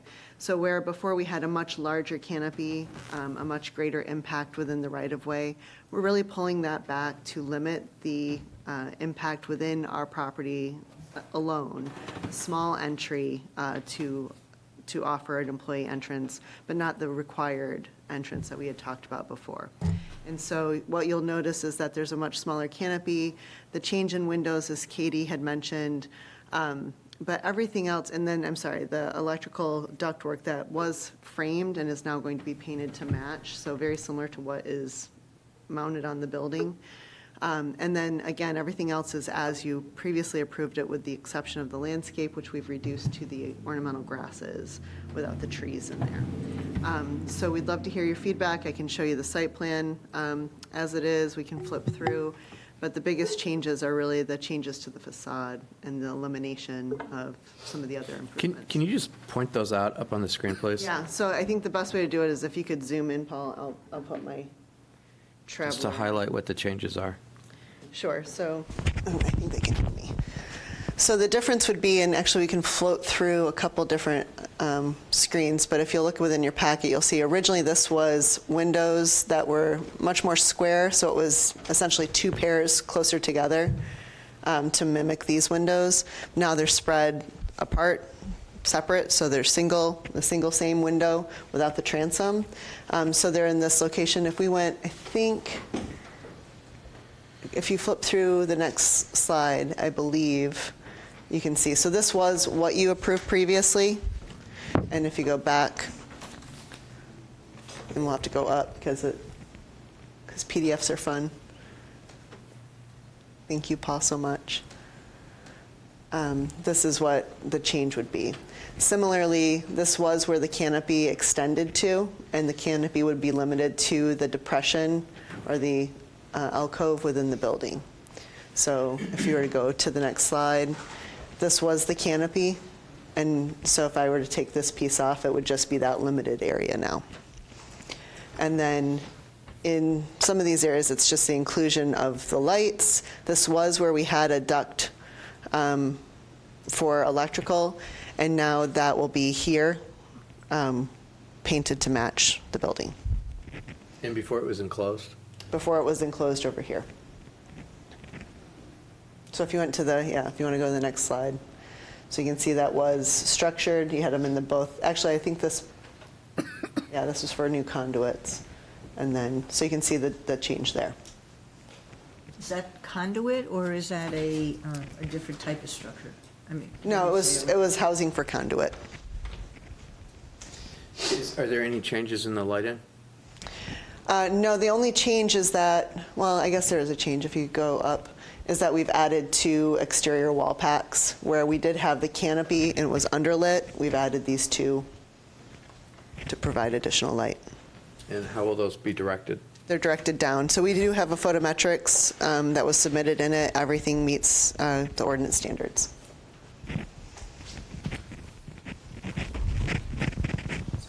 So when we heard this the first time around, it certainly had some concerns about the limited windows, the lack of windows that are closest to the street, as we're required to find the balance of solids to voids. Now, this seems to be, so, I think that was in some ways offset by that panel of windows that was set in the middle, that now is being brought back pretty considerably. What's happening there that you're pursuing fewer windows? Sure. So as I understand it, and I believe they found the structure. Yeah, I think I was the most disappointed when we found 2 large cross bracings. It's an existing building. We didn't realize that those were there. And so if we were to have the original window placement, we just frankly can't. You can't do that type of window with the type of the existing steel that replaces. So we talked really thoroughly about how we wanted to balance this. So we really liked the repetition and kind of what we had before the opening. We understood your feedback. So one of the things we did. This folder is going to just do more. We wanted to kind of replicate this design vernacular that's existing already. So we used the current kind of mullion spacing that's also structure, and we decided to put it there and there. This actually, the cross bracing behind just narrowly misses these windows. So we have maximized the daylight to our best extent, because also this is, employees will be back here, so we really want to bring the daylight. So what you're seeing here in the kind of the employee area of this building is the maximum daylight that we can achieve with missing structure. Is there some way to like further balance the windows on that facade by adding additional windows in the panels that are closer to Main Street? These are, if you were to have it, these are going to be bathrooms, so we didn't really think that made sense, but understanding the visual aesthetic, as Caroline mentioned, we will be coming back with fuller designs, and our hope is that this corner of our Main Street facade and that kind of opening, that we will have better accessibility, entrance, and just better sort of wayfinding and signage. So my hope is not so drawn to this elevation as it will be to kind of the Main Street corridor. I just want to rewind to the last time because it feels like a long time ago. So closer to Main Street, I think the second bay there, they had a bump out, but on the up, then it's all solid currently to that second bump out Yes, that they're thank you, retaining. Caroline. Yeah. I can show this if it's helpful. This Googler. is currently solid. There's a, there's a bump out here, which we've since infilled. Was there something in, I don't know whether I saw it in these plans, but you're planning to work on the Main Street corner of Main Street and Justin's Way of that building? Those that are. entrance? That's the next application. Yeah, I think that's the next. This is just. Okay. Yeah. I mean, that's going to bring up a question I have anyway. I don't know whether I think I mentioned this potential I think we're question. better right now to Deal keep with the this. comment focused to this Justin's Way facade and utility project because it is related but somewhat unrelated to the other one because they're not ready to get approval or give full details on what they're doing. So I think you gotta look at what they're proposing today because they could never come back for that other one if that's what, they choose to do. Am I allowed to ask if your proposed plans for that Main Street Justin Way corner is going to have impact on Justin's Way view? So right now, we're looking at that view on Justin's Way and that long expanse, but if in time you're planning to do something that's going to cut that corner or change that view, that might impact what we see, and how we look at this now. So I think probably the best answer to, one, honor the integrity of this application while also leaving the other application is, if you looked in the next application packet, you'll see that there are no cuts to the building, but there are aesthetic enhancements. So the best I can offer to try and walk that fine line is that there are some aesthetic improvements and access that is being considered for future improvements on Justin's Way that would not impact the function of Justin's Way, but might add to the aesthetics that James is inquiring about. So aesthetically, there's some considerations, but there is no removal of structure that would impact the sightline. Is that what you're asking? Yeah, I'm kind of, what I'm asking is it's so much easier to have a fuller view of what we're expecting, because to say we're changing something now, it's almost piecemeal. And at what point in time are you going to ask us to do something that would have changed what we saw today by doing something later? I have a problem with seeing all these and I know it's a giant job, I understand that, and you're not ready to get it all together, but to me, it impacts how we look at one thing in relation to what it's going to look like in another 6 months, a year, or I don't know what. But we approved this look, Right. with the exception of the entry and the new windows. Right. So basically, that horse is gone. Right. So I propose we accept it as is. I have a couple questions, but does anyone else have any questions first? I hear everything you're saying. It all makes sense of what's going on in the background. It's really hard to digest the diminutive windows on this kind of monster of a wall. And it just doesn't seem to work well, despite the fact that it works relative to what's behind there. And it's hard to say that the rhythm and the scale is well accommodated with the small windows, and the spacing and the way it fits around the regulating elements of the vertical. I don't know if that matches up with where columns are, but it kind of seems like it would.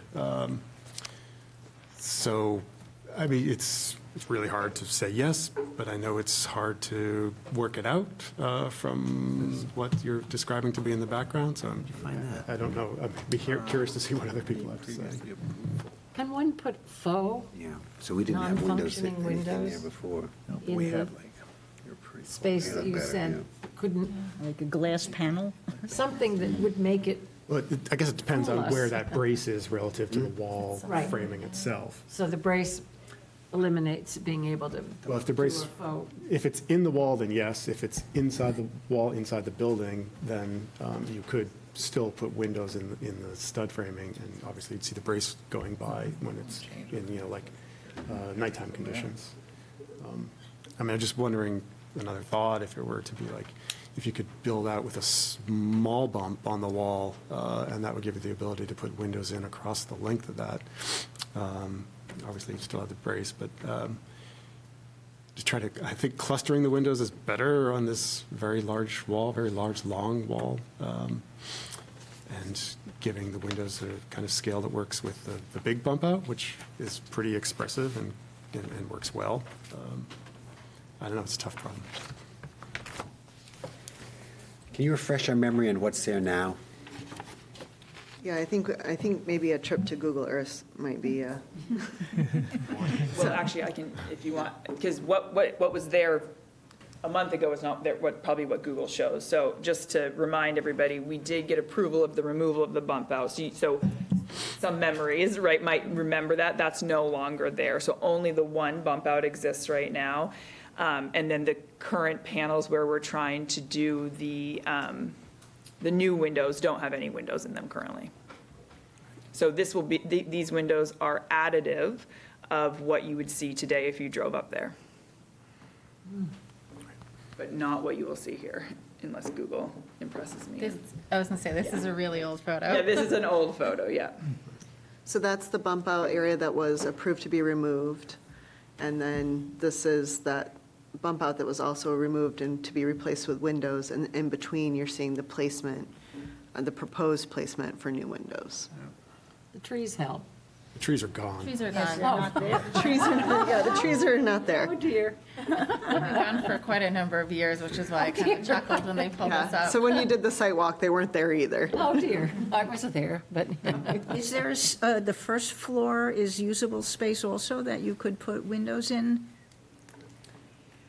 That space will be back of house, so there'll be racking, it will be storage, yeah. We'll run into the same bracing, I would have to imagine, as well. What about if you put in windows? I mean, I appreciate the concern about the bathroom, but in the goal of trying to find some balance here, what about if they were windows that were clouded? Yeah, frosted. That still offer the, Yep. that window, a view from the exterior, but, give privacy from the interior.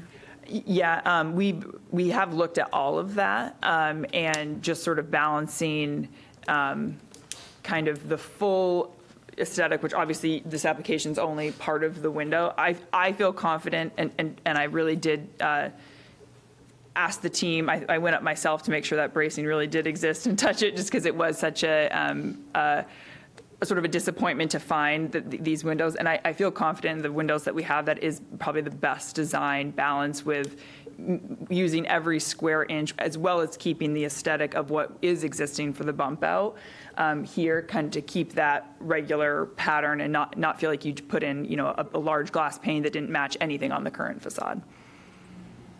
On that picture, what is the relationship to the new windows and that electric pole that's there? Is that the So street or? it's actually, so all that electrical exists. It will continue to exist. It's actually one of the reasons we asked for the bump outs to be removed is that it is a maintenance issue and it is a safety issue in terms of new construction. They are not further than 10 feet away from those lines, and so the only way to maintain them would be to create some sort of separation while they maintain them. Maybe, I'm not talking about that utility boxes, I'm talking about the electric That's pole. exactly what I'm talking about. Is just what came up on there. Yep. Kylie, what's the, am I correct, you were going to box in conduit before and now it's going to be exposed painted? Yes. What's the thinking behind that? To reduce the secondary construction and focus more of our resources on Main Street and the retail campus central. And how about the before and after on the vegetation? The tree removals, the same thing. If we, in an ideal world, when we come back, I'd like to have the resources to put more into it, but right now we're trying to focus as much as we can on the customer experience, the building, and the investment in that structure, while also making enhancements to the retail campus and the park area. And so it is an ongoing balance of if I have a number of trees, where do I want to make my greatest impact?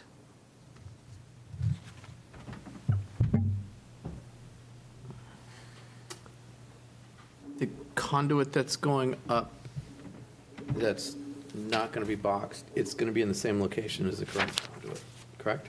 Correct. If you So go it's in back- that recessed area. If you go back to that Google Earth Right. picture. So I'm I think sorry. it was in that last visual Right, that so it'd be you had. that same conduit. Yep. That conduit will move over because that's the entrance now. So that becomes the employee entrance. So And that that little moves. alcove now where the conduit, it looks like there's conduit. Looks like. Correct. That becomes the employee entrance. Okay. And then that conduit moves over To the And- face of to the face of the building. to the not inside, now it's pulled out. Correct. And it's gonna look like would be that. painted. Color-wise. Oh, I'm sorry, there would just be one, not multiples. Under construction now. Yeah, this project is already well underway. But we could still ask to put a box around it. This is a change. You could, they have them there uncovered today. like you saw. But it's inside an alcove. It's not on the face, it's recessed. Yeah, are they all in an alcove today? I know that photo's really The old. current ones are, so this would be when the new transformer is installed and all those utilities are extended, so. If I may, just to clarify, it would go from multiple conduits to one, and I think we can verify this, but we do have conduit like we're proposing on our buildings today, that's painted to match the existing building, that's not in alcove. Your buildings in downtown, or your buildings? No, just, as you've identified, they're within the alcove, right? It would be a reduction of the conduit, so you would have this small area and this single one going up. We're just thinking of Petrillo. Someone's phone is making it over someone's. Personally, I think the conduit is fine. It just blends into the background and it'll go away. So question about the windows again. Is it possible to shift those two on the left over to go left and right of the trim piece at the column and get some more repetitive arrangement to it? I love that you asked that, because that's what I asked too. There is a, Tyler, correct me if I'm wrong, on that side, there is I forget what's on that other side of the. Yeah, but this is a, here there's like a mechanical chase, I think, that comes down. Yeah, existing ductwork that comes down. Our original plan was exactly what you're saying, like, let's balance these two, but there's an existing mechanical chase that comes here in the middle. Mm-hmm.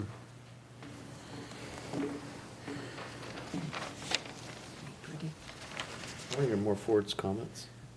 Could you? I'm just, money-saving measures on a project this large just kind of surprised me, and I feel like it's a setback. It's a step back from the aesthetic of what we approved. We understand. I think, from, what I can offer is understanding, the loss of the trees. I think one of the things to remember, and you've aptly pointed it out, those utility poles and the lines as they exist really limit, right, what we can do there. So what you had in there were a series of serviceberry, which are not a massive tree. But if that adds to the breaking up of the facade, perhaps that's the middle ground to return the trees to provide that context. We can't put anything large in there because there are power lines above. So there is no opportunity for street trees. There's no opportunity to restore those gigantic white or red pine because they were in conflict with the lines. It's part of the reason they had to come down in the first place. Structurally, we're up against some pretty significant facade challenges. So while it sounds small to qualify it as a cost, the reality is some of the structural requirements to make the aesthetic on the outside match the desirability you're seeking is a real challenge for a project where they're trying to make major impact within a very, very large building and a very, very large campus. So I totally understand. It's one of the reasons it's taken us a while to come back. They have explored many, many options. And so we're here. We appreciate the feedback. We understand. And we hope you'll still support the project. Stick with the trees for a second. What were you proposing? What was the plan that we approved for vegetation? It was the service berries. So it was the same grasses and service berries. And we've taken the service berries out. And how high did they grow? About 10 to 15 feet. And those would still work, right? Those would still work. This is, I mean, I'm not a designer. However, I love the grid of the big window. Could you create trellises that mirrored that along that big, long, yawning space and possibly have climbing whatever's on it so that you I love that you suggested that. Architects hate it when I do that. What? I said architects hate it when I do that. No, because you're affecting the surface of the building. Absolutely. But if you recreated the squares, it might seem like you planned it, you know? And you could have some sort of climbing vine, not a hydrangea, but something that's an evergreen maybe? I wonder if a middle ground could be an architectural component without the vegetation. Yeah. Because in the winter it would still go away, but perhaps we could explore some sort of architectural component that we could That would add. mirror what you have further down the building. That might, it feels very off balance right now. Copper grid. Do you guys need those 5 windows for code purposes? What's that? Do you need the 5 new windows for code purposes?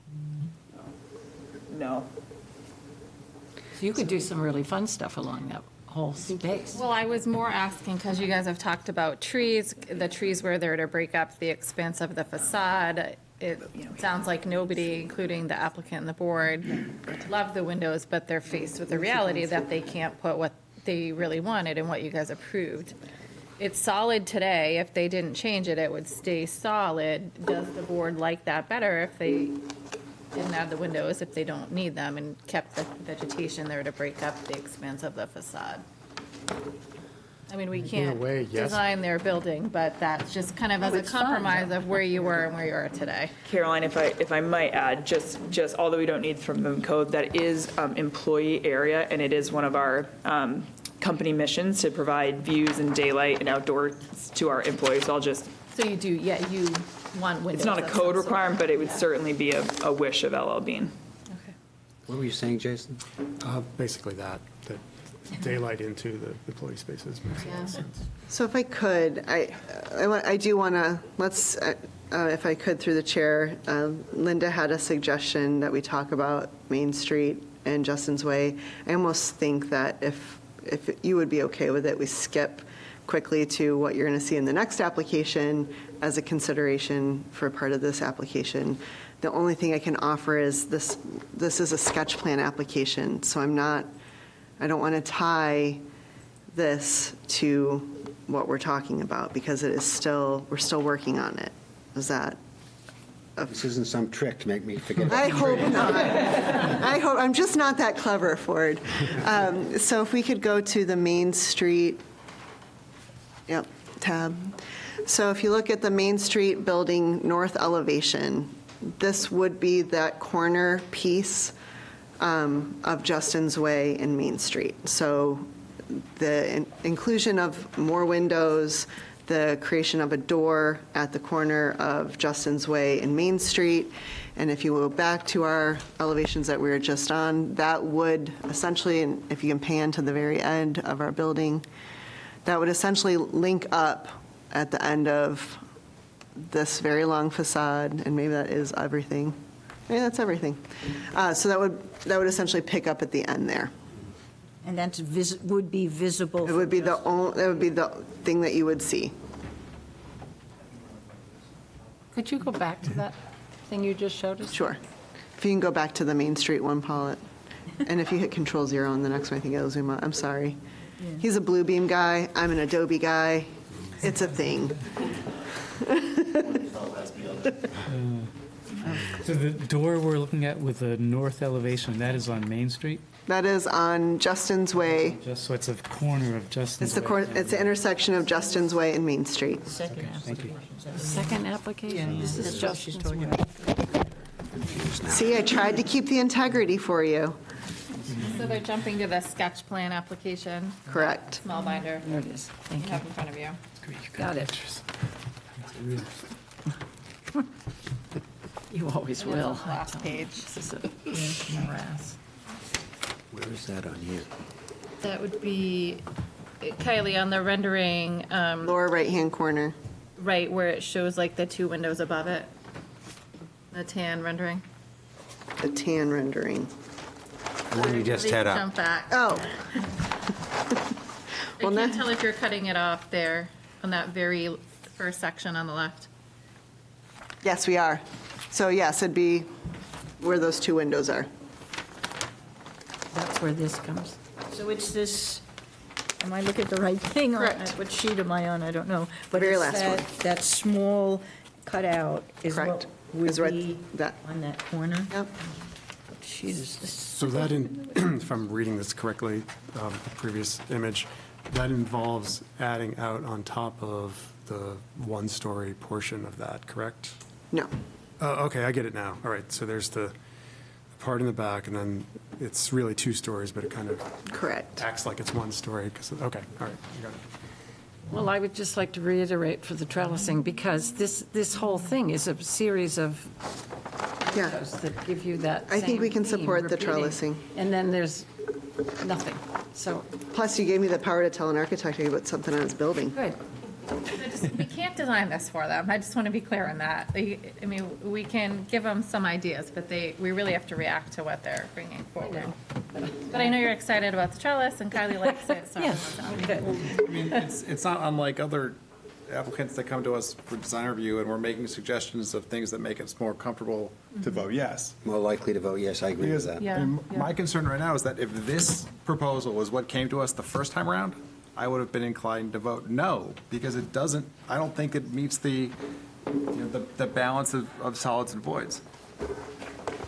What was presented did, and so, I mean, we're trying to get there, to be comfortable that this fits within what we're limited to. I'm just trying to show my client what I'm going to do so that I can tell you. I'm not going to show the architect, though. No, this is the first one. This one. Yeah, so right here, we just went this one. Yeah. Something like that. Can we do it just on, goes 1, 2, 1, just this one? Just this one? Yeah. Yep, okay. So 2 over. All right, I'm going to take a walk over here, and then I'm going to hand draw, and you tell me if you like it.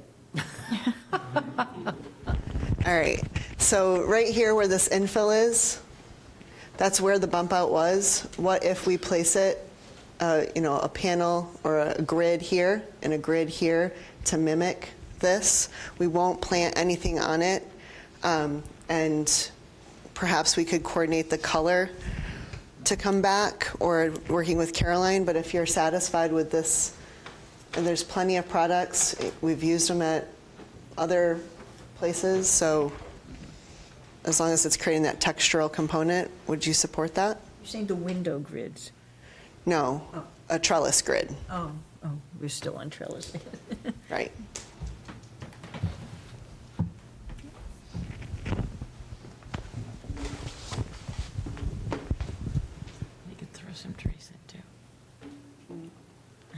Shrubbery. That could be part of the next application.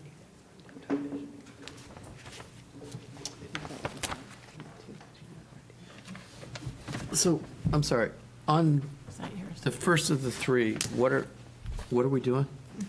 They're asking us to approve a modification of the site plan that we've already, and then design review certificate that we've already issued. Employee entrance. Correct, and I'm a little confused with what Caroline just said. Three separate things. They want you to approve the building and site modifications on just this facade.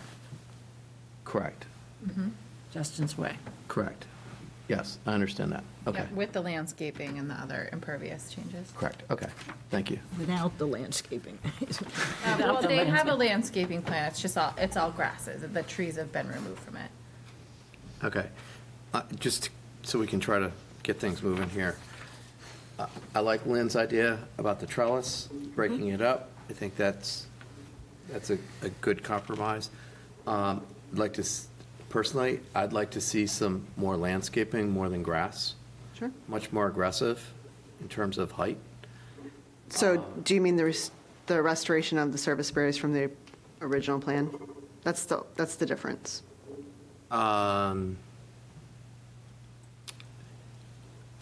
Because the windows aren't there, it changes the facade to me, the original windows. So I'd like to see a more aggressive landscaping plan, and I don't remember what was in the last. So I appreciate it. All that has changed was we took out the service berries. Could you have a picture of that still? Of what that approval was? Yes, of what that facade would have looked like as proposed that we approved. So you have that, yes, you have the facade in your packet of what was previously approved. It is the first, so. Can you put it up there? Upper right Can you put it up? Yeah. So the next one, that is what was previously approved. Okay, but we don't have the landscaping in here at all, which you said there were service berries in there. I can show You you. do have the landscape as it's proposed currently, and the difference is the service berries. Okay. So you're asking me whether it's a service, I don't know. So if Yeah. what you want is a more aggressive landscape, and that's what was previously approved. Okay. Then I would propose we leave the landscape as it was approved. Okay. Okay. And then I'm just going to go back to, I'd like to box out that conduit. It's going to be on the face of the wall. We're worried about where the windows are, putting up a trellis. I just think that that'd be, right now, it's not something that you see when you're walking down the street.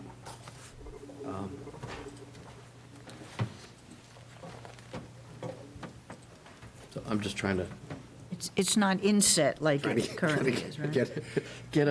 get people to jump onto something here. So moved. I mean, my feeling is I think we should at least go back to the existing landscaping plan that was there, and based on these changes, maybe try to, I'm not saying double it, I don't know where they were, or how many. You can't double it. But I would like to go back and add to landscaping. I don't know about the trellis. Just to clarify, all the previously approved trees were going to be below all those windows. Correct. By how far below were they going to be before? Significantly below them. They would- still break up the text, they give some texture to it. Right, Yeah, but so- they weren't going to cover, I just want to clear that they weren't going to cover If the it would windows. please the board, so I think everyone's in support of the trellis. We're in support of the landscape. I would ask you to still support the project without additional building impacts. I believe that might be a common ground we can agree on, and I really appreciate the efforts, and hope you'll still support it. You left out the box around the conduit. I did. Yes, you did. Why is that? I don't see that for a project this size. I don't understand I think that if there's is. a cost impact, it's I extremely think that's minimal. both the trick and the burden of this project, is that if we answer every question with the statement of, for a project this size, we hobble both the potential and the requirements. Is there a specific reason you would not say that works? I mean, to do the For- boxing? Soffit. right? Yeah, for all the reasons I previously described, we are trying to prioritize many of the improvements on this project to ensure we have the best project possible. But that becomes complicated when we answer everything for a project this size. That is both the opportunity and risk to a project Kind like of this. saying, we'll go along with things, but we have to take things out of what we want. And I didn't think we're in a, And also take things out of your original proposals, such as the roof over the entrance. There's still a roof over the entrance, it's just not as big of a canopy. That's what I mean. Correct. So just from a context standpoint, that change, that soffit, is a $100,000 addition. And so for $100,000, right, the enclosure of some ducts versus the improvements that we can offer for a building like this, you can see where, when you answer every question that way, it's just important that we prioritize as best we can. So I don't mean to get into it, but it sounds like some of the revisions that you're suggesting here are cost-based, are reducing Absolutely. the scope, reducing the cost of what we previously approved. Correct. Okay. Yes, we started with that. We are absolutely reducing the scope of what we previously approved. They are surprisingly small items, and honestly, I don't feel like they're executed with a great deal of imagination in terms of getting to something that's as palatable as what we had before. I understand. Is there a motion? Are there any further comments? Just one more question on the windows. Sorry to belabor it, but I'm just wondering can you go back to the other image? The window on the right, in the way that the brace is configured, could there be a mirror of that next to it relative to the trim piece? Could there be one here? No, sorry, just like, yes, right there where your pen is, right. And that way it clusters them more, and when they're clustered, they feel more in scale. I don't know that off the top of my head right now. Are you adding one to the left? Yeah. I want to say there was a reason we couldn't do that, because it seemed very logical, right, that we just go 2, 2. 2, 2, 2. Right. So I'm that, once again, a large project, we'll have to keep, I'm imagining there's a reason we couldn't do that, however, happy to do that if we can, we would have to check. I can look at the plan. Yeah, We'll lose the single one. That's what he's doing, yeah, I agree. Yeah, we can check the plans right now. In fact. Altogether, if they can't.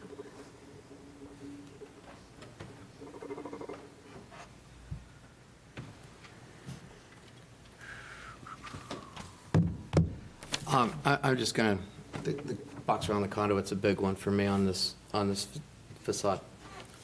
I don't know what other people feel, so.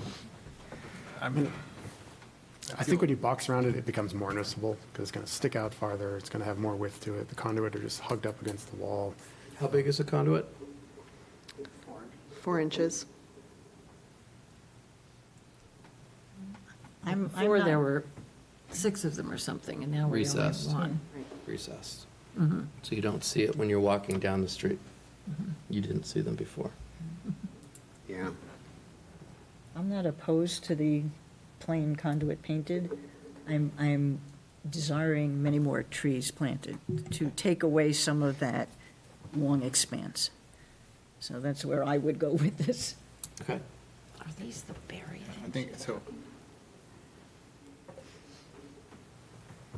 I don't want to cause delay or added expense to this project, but I feel like this is something that needs some additional thinking and to come back to us with some more particulars that addresses some of the concerns that have been raised in the discussion today.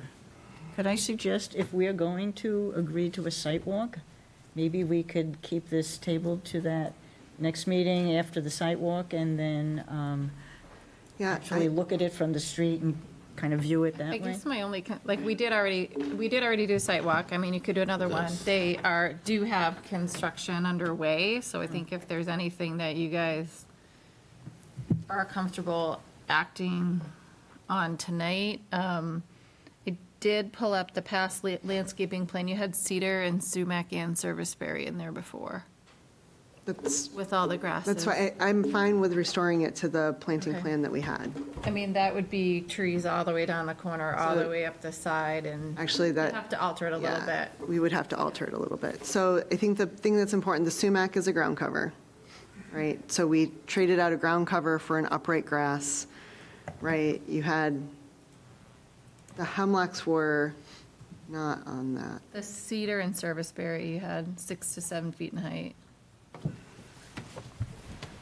I think those were down at the front. Yeah, I'm just looking at the total, too, Yeah. for everything you have So there. the entire Main Street corridor was Amelanchier. And so, are you pulling up the plan set? That's great. So she. I think these are the recent ones. These are the recent. This is what you have. And so that is the planting plan, and what I would propose is through this area, we would make these the serviceberry. But I'm happy to, and I think it is reasonable to just return to what was previously approved for the landscape plan. I think we're all comfortable with that. So we would be proposing no amendment to the landscape plan. I think what's really important here, and I understand your desire to see it come back, but they're currently under construction.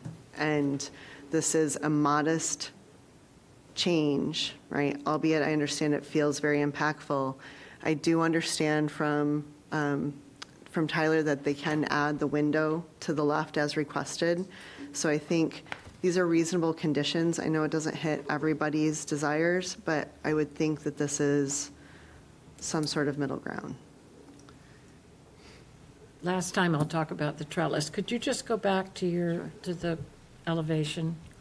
And, because when you pointed to it, you said second panel, lower level, right? Not both levels. So I think in this level, and this level. Okay, good. To mimic this. Thank you. I thought you were, I thought you just pointed to the bottom, and I wanted it mimicked. Yeah. So to review, you're talking about, forget about changing the landscaping plan. You'd go with what you had. If you made modifications to that corner in the future, you would bring that with the overall site. You would add trellis at that, wood trellis at that second bay. Sure. Where the other one was removed, and you would add a third window to replicate the double window pattern. A fifth window. Fifth. It'd be a Right. sixth window. Yep, you'd add a sixth window. And that's all you'd change from what you originally brought in. And I'm happy to submit, and because the site did change, I'm happy to submit an amended landscape plan and come back for that component. I just know that we're under, again, because they are under construction. It's not ideal, but it is a minor component. It is a minor street. I know it's got great importance, but we spent a lot of time on this together when we did the mechanicals. So we have seen it. It is a difficult street, and I think there's a lot of opportunities that we've met. I thought I understood everything until you said amend the landscape plan. Are you saying we would stay with the plan that we approved? We'll stay with it, what it is, but if we could, can we go to the site plan? I think what's important, so let me show you the difference that we might be up against, right? Because I don't want to tell you lies. So, yeah, this is fine. So I think what's important is, if you remember, previously we were widening the sidewalk out, right? And we were creating a different entrance here, right? This is obviously very different, and so the landscape plan is going to be different accordingly. And so I think it's important to just acknowledge that what you approved here would not be the same, right? And so I'm comfortable coming back with what this amendment would be, right? But everything from this point on could remain the same. The thing I just want to point out here is, if you go down one more, I don't even know if we have it in here, but at the intersection of Main Street and Justin's Way, where we showed a very different landscape because we thought we were going to have more time, it's just this corner right here showed landscaping last time. And so I think it would be wasteful to present a landscape plan here that they're bound to, only to come back and ask you to amend it again. And so maybe an interim state is, right, this was the modification, and we can return to the landscape within this area, but this transformer is slightly different. This walkway is definitely different. And I'd want to make sure we're representing it accurately.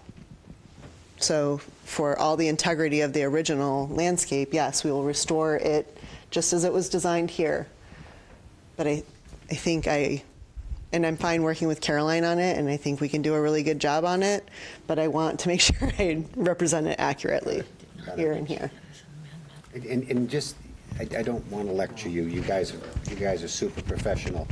It's awkward for us to accommodate a project that's moving ahead on the fly and then come back and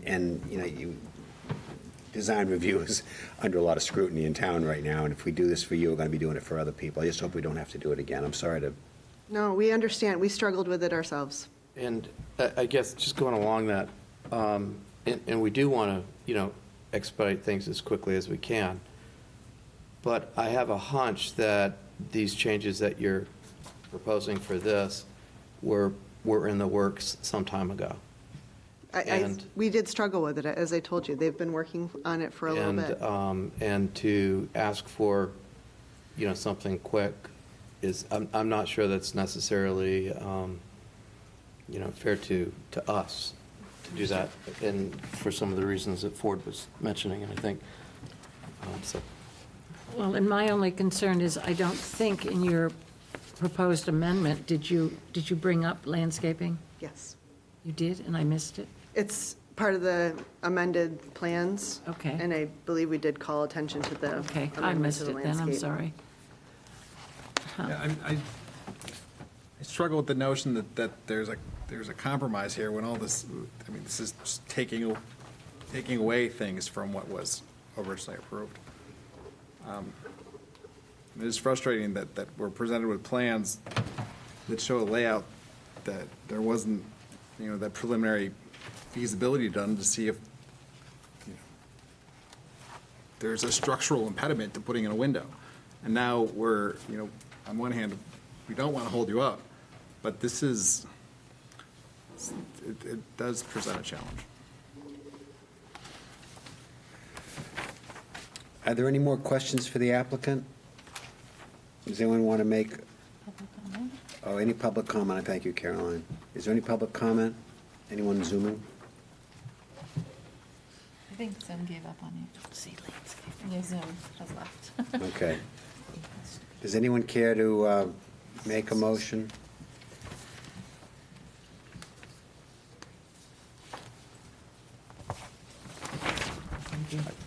I move to table the application subject to a supplemental submission that addresses the concerns that have been discussed.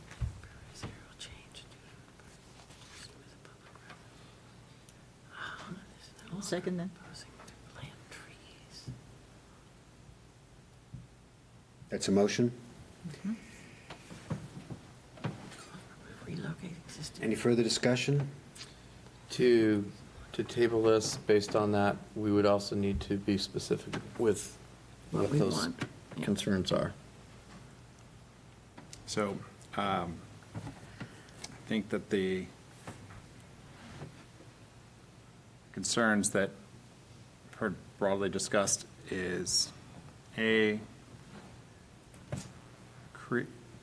offering more specifics as to a broader landscaping plan that's feasible within this redesign. B, details about the proposed trellis setup. And C, any other aspects that potentially available to provide, the type of balance of rhythms and solids on this kind of Main Street side of the facade.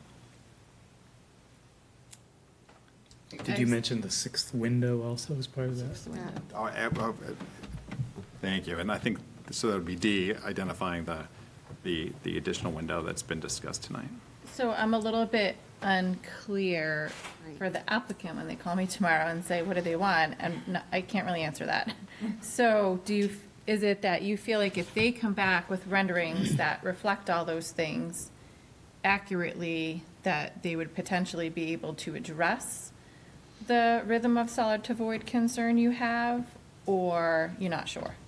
I guess the question for the board, not just for you, you just made the motion, but I don't know if they have enough feedback, because I kind of heard you say a couple things, and I thought you guys had a list, but I'm not sure if that really addresses your concerns. Like, does adding the 6 window address your concern of rhythm to solids to voids?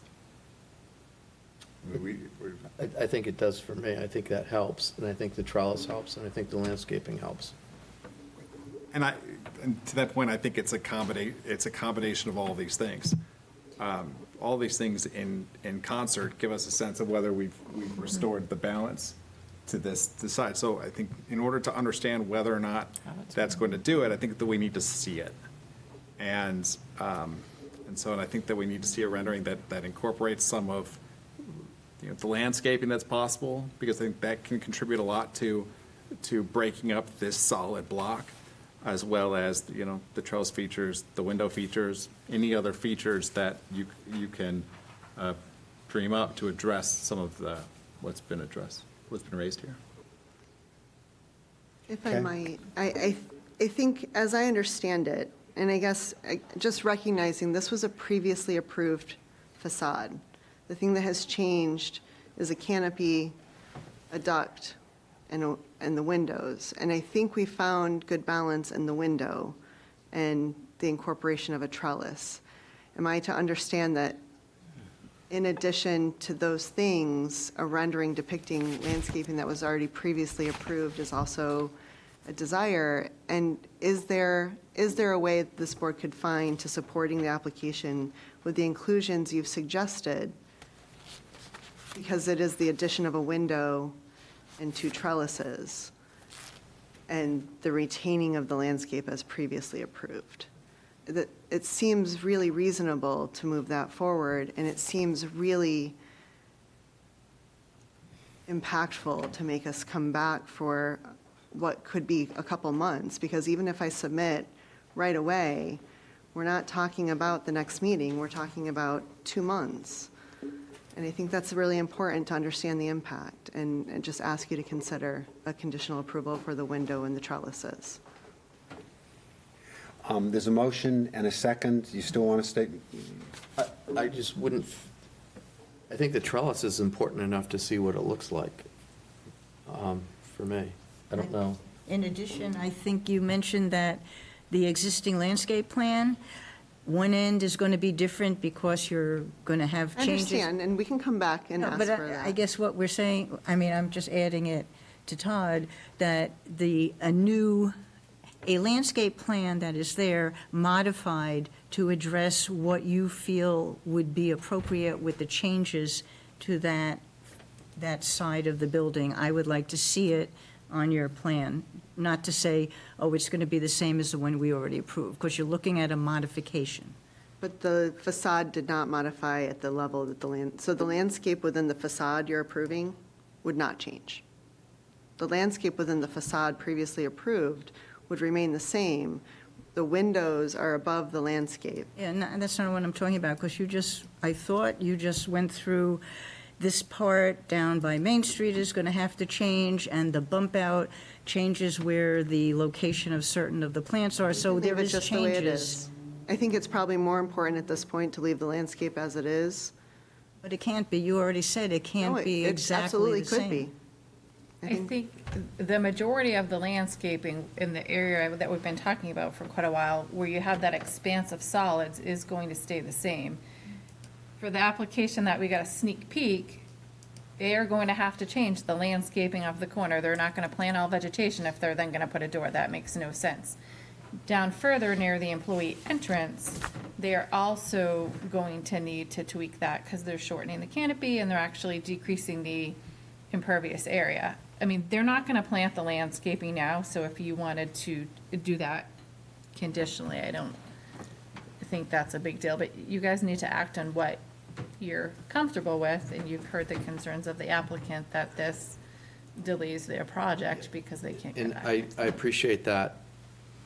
And going back to Fort's comment too, is I wouldn't want to set a precedent going forward that we are approving projects on taking someone's word without seeing it. So we've got a motion, we've got a second. Is there any discussion on that? If the motion is not being withdrawn, is there any discussion? Could you read the motion again? Can you, yeah, I was going to ask you. So I'd move to table the application subject to a resubmitted amended plan that's identifying a rendering of the landscaping on the Justin's Way facade. B, the materials and installation of the proposed trellis. C, the installation of the sixth window. And there's one more. Landscaping. That was the first one. And D, just, any other approaches to create better balance between the Main Street side and the back side of this facade. Is there any other discussion on this? I'll just offer that I think the applicant senses our frustration, but I can believe that holding this project up for 2 months is going to, as Kylie says, be impactful. I personally prefer requiring that they, approving the motion, approving the motion to amend their site plan as presented with the 4 things that we're talking about. So when it comes to voting this motion, I'm going to be holding off and not voting in favor. How would you do that, Ford? So you would say they could do everything except for? Put in a 6. I still want to vote on your motion, but I'm explaining why I'm not voting and why I won't be voting in favor. I just want to understand. And my preference would be that we approve their application, subject to the addition of the 6th window, the landscaping to the extent they can do it, where there aren't walkways or new construction, the trellises, and that was it, right? And you would be comfortable with, for example, the trellises, just saying trellises? I mean, I think you could modify that further. The trellis is not going to hold them up. It's everything else. I think if you approve it conditionally with the understanding, add the window, they would come back with the landscaping plan and the details on the trellis. As part of the next submission. Yeah, so I wish I were more comfortable, but I'd be comfortable approving that personally. So the condition is that they have to come back with a plan Updated reviewed. landscape plan and a rendering showing the detail of the trellis, or And that has to something be approved show. by staff then, or somebody else. They're going to be coming to you regularly, and they're not going to be planting, and they're not going to be putting trellis up, so I'm assuming that you have no problem coming back to the board. Absolutely fine.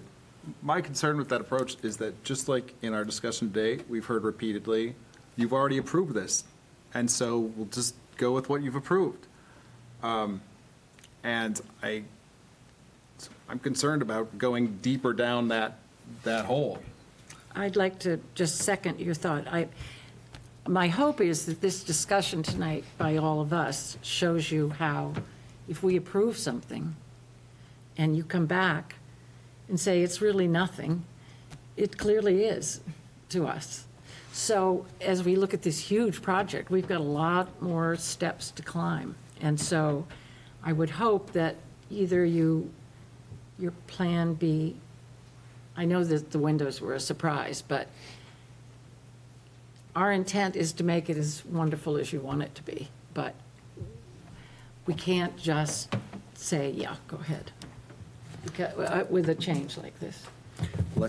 Is that what you're getting at? Yep. You want to move your motion? I'm torn between removing my second, which will then do whatever it does. Is there a second to Jim's motion? There was. I second it. You sticking with it? I did the seconding. You sticking with a second? That's what I'm saying. I'm concerned because yours sounds reasonable, but I guess there's still the option they come back and we're not happy. Then I mean, Okay, we've already so- approved it, so I don't know what that means. Let's take a different approach. I think a big hang up here is the landscape. We know we want them to retain it, but we know like they're shifting an entrance. So would you be more comfortable with them coming back if the motion were more explicit on the trees or the Well, and also the number design of of the trees? the trellis. Yeah, I feel like they have to come back for the design of the trellis, and they've said that, but the landscaping was also part of it that we've kind of hemmed and hawed, like, what are they gonna come back with? Like, you know, you said you're approving a whole package, so does it make the board feel more comfortable? If we know you approve 15, I'm pulling numbers, we can figure it out, that you want them to come back with a landscaping plan that still retains 15 trees, I think it doesn't leave it as open as Jim's concern, that they could come back and have grasses and a, 3-foot tree or whatever. I'm not comfortable telling them how many trees. I'd rather see them come back.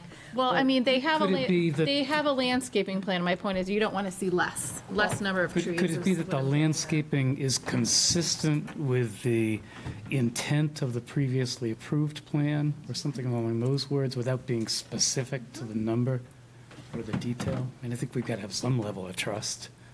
I'm also not sure if we're going to have them come back anyway, then why is it not okay to have them, if it's going to be 2 months of time to come back with these plans, then we might as well do the whole approval at that time. I don't Well, 'cause they understand. can- They're working on They can move forward windows. with the windows, for example. Okay, they can move forward with the revised entrance. Right. There's a huge. So there's a lot that they can do. This is a huge site work project, and so we're putting the whole site work on halt till they come back in Right. December, and then we're in winter. Well, they're not moving the entrance. They can continue working on the entrance under their existing approval. Right, but they're Right. doing a whole bunch of site modifications with the walkways and moving utilities. They're doing a lot of site work that they're already up there doing, and they still want to shift stuff around. And they're doing all this because they have interior alterations underway in preparation for other things we're going to talk about tonight. So recognizing that, I would not vote to table. I'm just throwing that out myself. Okay, I would vote I think we should. to go the way Ford is suggesting. I agree.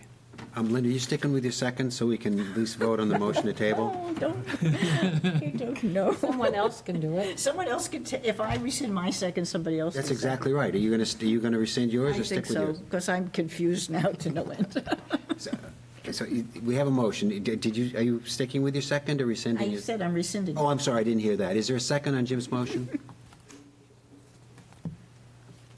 Okay, absent that, is there another motion? I will frame up a motion along Thank the you. lines of what you suggested, Ford, which begins with what was written in the staff report, I believe, if I can clarify that with you. Place to with start. Condition added, a couple of conditions added.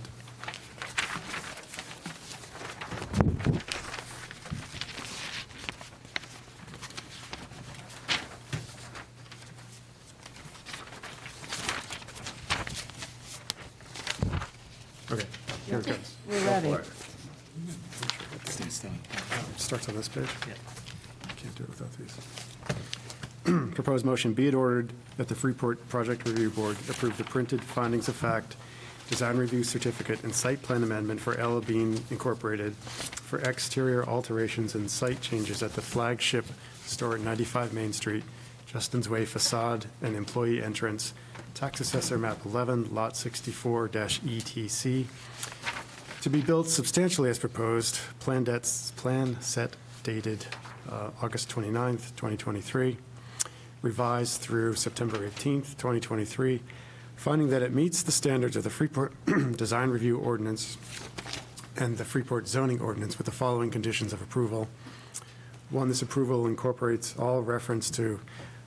by reference, all supporting plans that amend the previously approved plans submitted by the applicant and their representatives at Project Review Board meetings and hearings on the subject application to the extent that they are not in conflict with other stated conditions. Two, the conditions of approval from February 2023 and March 2023 approvals of this project are still applicable. 3, that an additional window be added to, a sixth window be added to create a clustered window arrangement composition adjacent to the most northerly window on the facade. And 3, the applicant return, or 4, applicant return with an amended site plan, updating the landscaping and other facade features such as potentially a trellis. Can I add one thing to what you're saying? And the number 2 that's copied from here, approvals of this project are still applicable, comma, as amended below. I mean, because we are still amending those. Yes, that makes sense. You comfortable with that amendment? You're comfortable with what Linda added? Correct. Is there a second? Second. Did you get that, Sharon? Yes. Jason, can I clarify? Is the motion that you've outlined essentially approving everything but requiring a supplemental application as to the limited, kind of these limited additional features that we're talking about? Correct. Gotcha. They would come back with, they're going to put in the 6th window, but they would come back with the landscaping plan and something to show the trellis. That's For what you review. read into as the For the motion. board's review. Any discussion by the board? We might as well make sure this works for the applicant if we do approve it. We're grateful for your consideration, so thank you. No further discussion? All in favor of, was there a second? Yes, there was. I did. All in favor of the motion as read and seconded? Linda, what were you? I did it. Okay. Unanimous, Sharon. No, that was a roller coaster. That's good. Good save, though.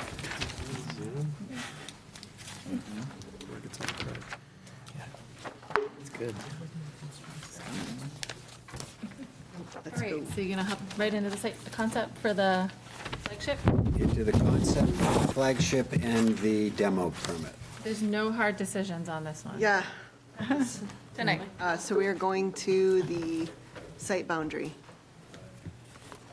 And one question we will discuss at some point is whether we should have a site walk or not. We would actually like to do a site walk. We think it's probably really important, and that will give us time as we're still working through a lot. Do you want to do, I don't want to step in your arena, so I'll just keep going. Go on. I feel like I gave an introduction, so it's all you guys. So just to orient everyone, so thank you for what I know is an intense ride. For the very same reasons you mentioned, we don't want to feel like we're taking something away, is why it's been so long since we've been back to talk about the greater campus. A project this big is at all times an opportunity, but also a lot of consideration to make sure we don't do that same change. And so just to orient you to the project area, it is the boundary of the retail campus proper. It does not include off-site parking lots like the Cross Street lot or the Whitetail lot or lots off of Cross Street. And so just to orient you to the project site, this is Main Street, this is Justin's Way, Nathan Nye to the bottom. We have the home store, bike, boat, and ski, the boot, which will be important, in the hunt fish store. And then through it, you'll recognize the remainder of what was once upon a time Moore Street and is now this internal driveway going to Bear parking lot, and then this is Moose, and then the park itself. And so if we'll go to the next slide, the proposal is very different in that we're making the building a little smaller than what we've talked about before. The boot will remain where it is, although the entrance will relocate. And then we're proposing a pretty large pedestrian campus experience here in this area that was the roadway and the parking lot. We are maintaining the driveway to provide a drop-off and access to accessible parking and some limited spaces within what was the Moose parking lot. an expansion of the park itself, some recirculation of pedestrian walkways to create more lawn area, the restoration of trees in the area that's been hard to maintain along that roadway since, and then some landscaping towards the front. It's much more modest than what our visions were originally, but we think this really supports our goals in maintaining our commitment to the Freeport Town Center, but also to the improvements that they're making within the building. So right now it's a very modest site to look at, but really impactful. So if you think about the pedestrian experience right now, it is that very narrow sidewalk that walks along the facade of the building. What's going to happen is the building itself will be pulled back, even though it's being renovated to be all new space. It actually reduces its footprint on the site by a significant amount, which opens up a pretty sizable pedestrian experience, a brand new entrance that gives about the same gracious space as it does around the boot currently. And as you've noticed, that feels both cozy and expansive, so able to fit many groups.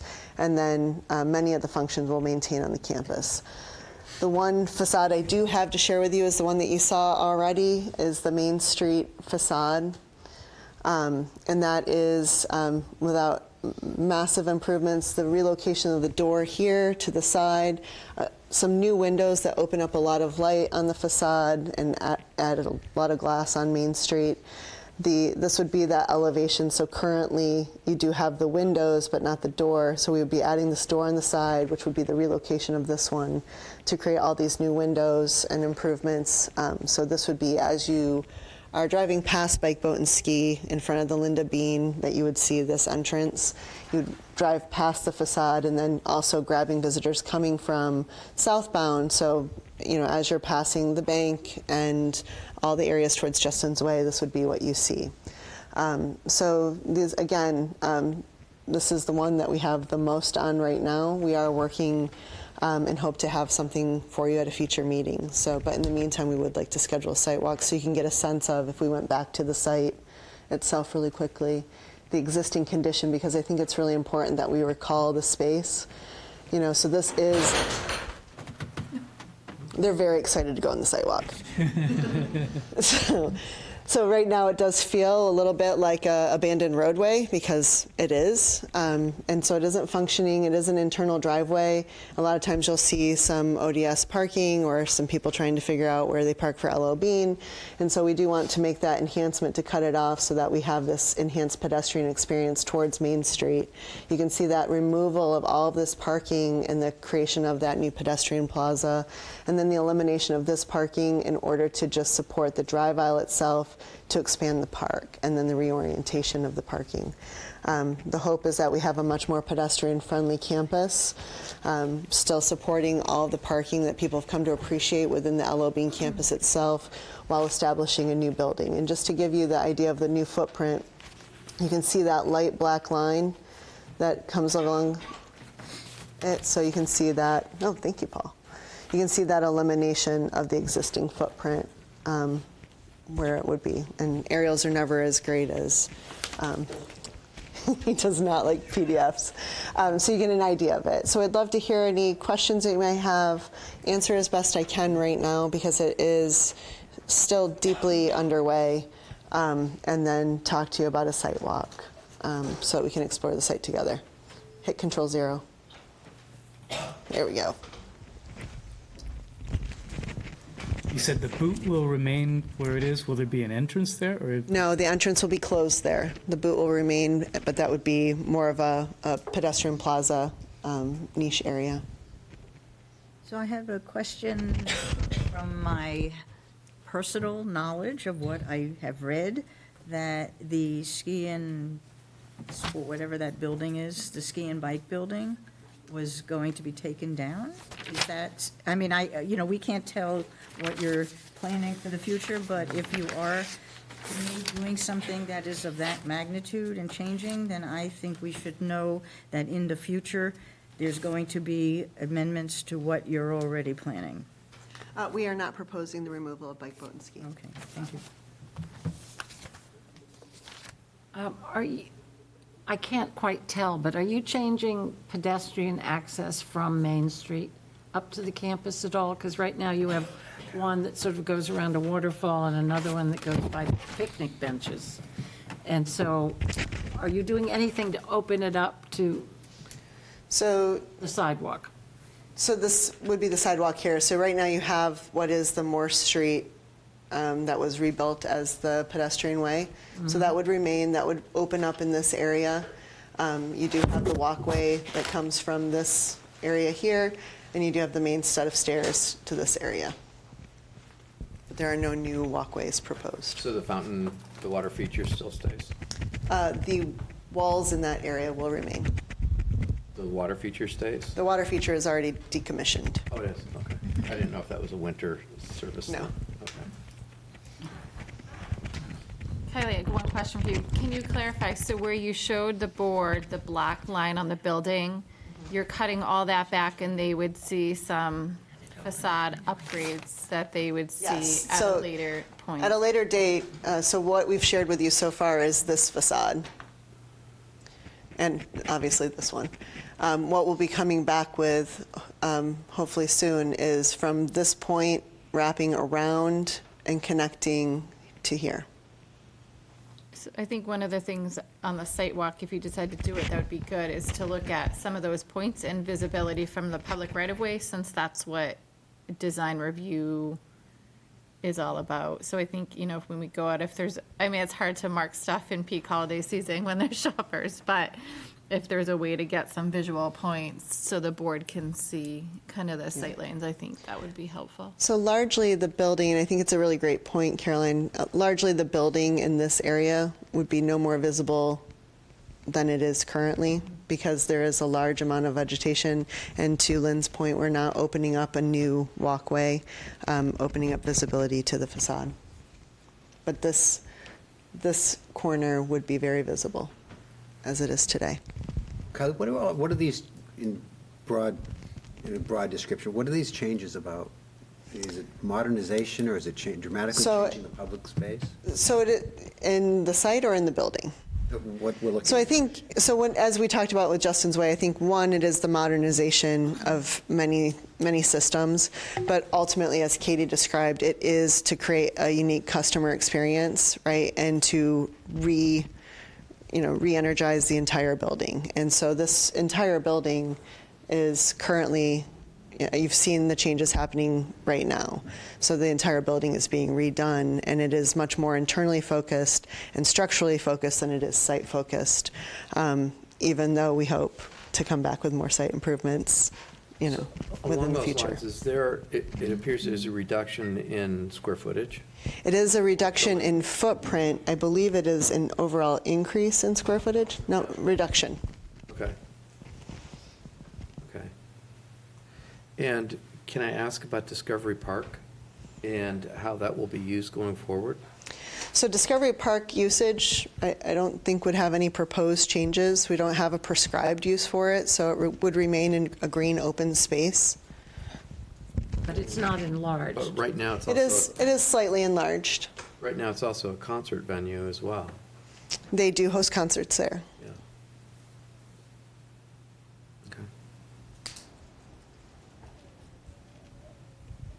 Okay. You mentioned drop-off. Does that include bus traffic moving through? From a public bus perspective, no. From a tour bus? So right now, and continuing, the tour buses and buses stop here. Okay.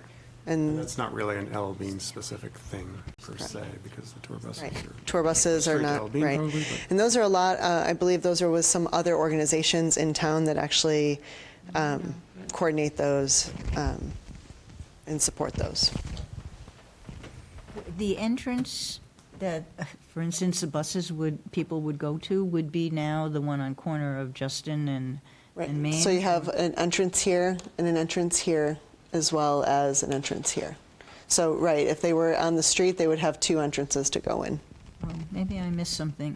The entrance that you're saying is on the street, but not the corner of Justin's. I thought you said that facade, you were removing the entrance? That would have been the coffee house before? So could you go to the Main Street entrance? So correct, so we're not, we're relocating it. So if that entrance was right here, you can see the canopy, that is this canopy. Oh, it's inside the, So it's to the side. oh, okay. Correct. So it's just, if you think about Main Street and how tight that area is next to the bus drop-off, there's not really a lot of space for a grand entrance. And so our hope is to create, one, the visibility. If you're walking along Main Street, your best view of LL Bean is quite honestly from across the street, and that doesn't necessarily facilitate the entrance. And so the greater viewing is from both northbound and southbound, and the hope being that they'll see the entrance and know where it is, as opposed to trying to go around the facade. So is the elevation from Main Street where the old entrance was now to the new entrance, they have to go up the steps and over to that new one? So are they? No, this is that same, so if I took this and glued it this way, this is, right now, to put it in perspective, this is where the water feature used to be, right? If I drew it up the side of the building here. Yeah. This is the corner of the building that is across from Linda Bean's restaurant. And the only difference is the door currently is on the side facing Bow Street. And now we're going to just turn it around the corner. So it's still street level? It's still street level. When you're proposing, could we have the site walk at a time when you've got some graphics you can show us so we can be oriented with what you're going to do? Yes. Wouldn't that be most helpful? It would be very helpful. And I think we can have those available if we wanted to do, instead of a meeting next month, a site walk before your planning board or before your project board review board meeting. I think we could be prepared with some graphics. Do you want to do it that soon? Or I think, yes. want to minimize moving targets, you know? Yes, I understand. It will be dark before our meeting. Oh, yeah. And I love Saturday mornings. I'll bring the coffee. You said No, Saturday? we like 5 o'clock on. It won't be 5, it won't be dark at 5 o'clock. It may, when do we Next month it won't. Changes on the Linda, 6th. cover your ears, but mornings have worked well during the week. Yeah. Yeah, that's right, that's As where. long as it's not a Wednesday.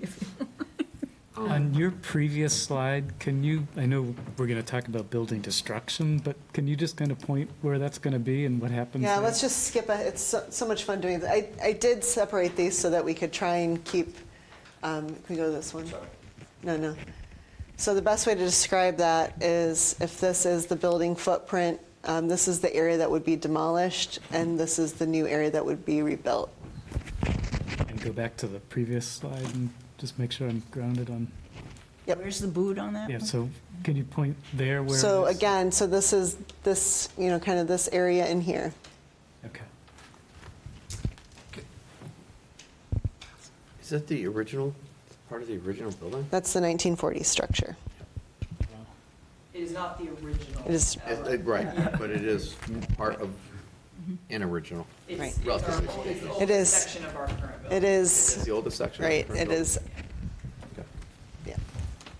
When we're looking at the elevations, is that the Main Street building north elevation? I think maybe I didn't appreciate this before, and I can see it more clearly. That So is, Is that north elevation, that's basically, that's looking north down Main Street, right? correct.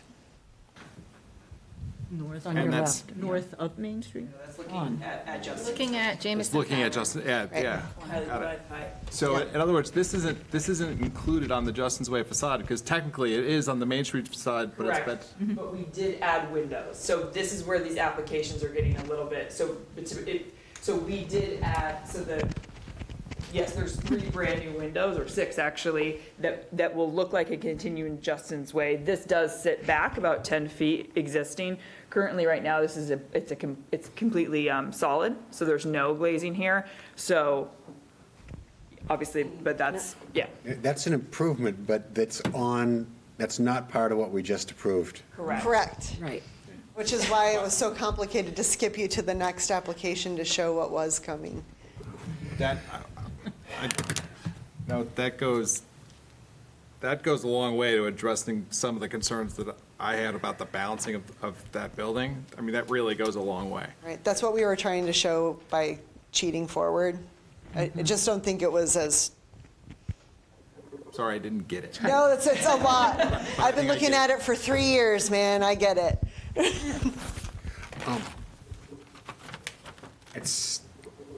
At some point, you're going to get into the demo permit. Yes. At some point, I'm interested to get oriented on the building that we have now and what is the old, the Class B building. So. Because I don't want to push you ahead. So if everyone's, I mean, I think this is just for information sharing. It was a sketch plan. If you're all comfortable, I would love to schedule a site walk. I think November is a lovely time to take a stroll. Hopefully not the second week of November because I won't be here, so it will be hard for me.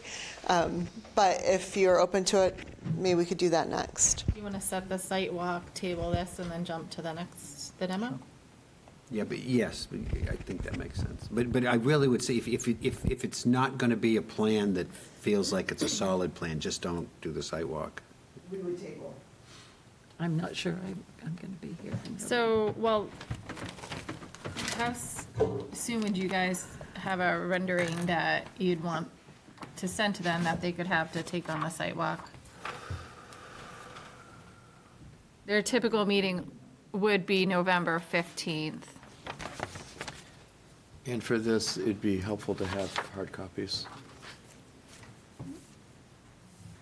How you guys feeling about Thanksgiving week?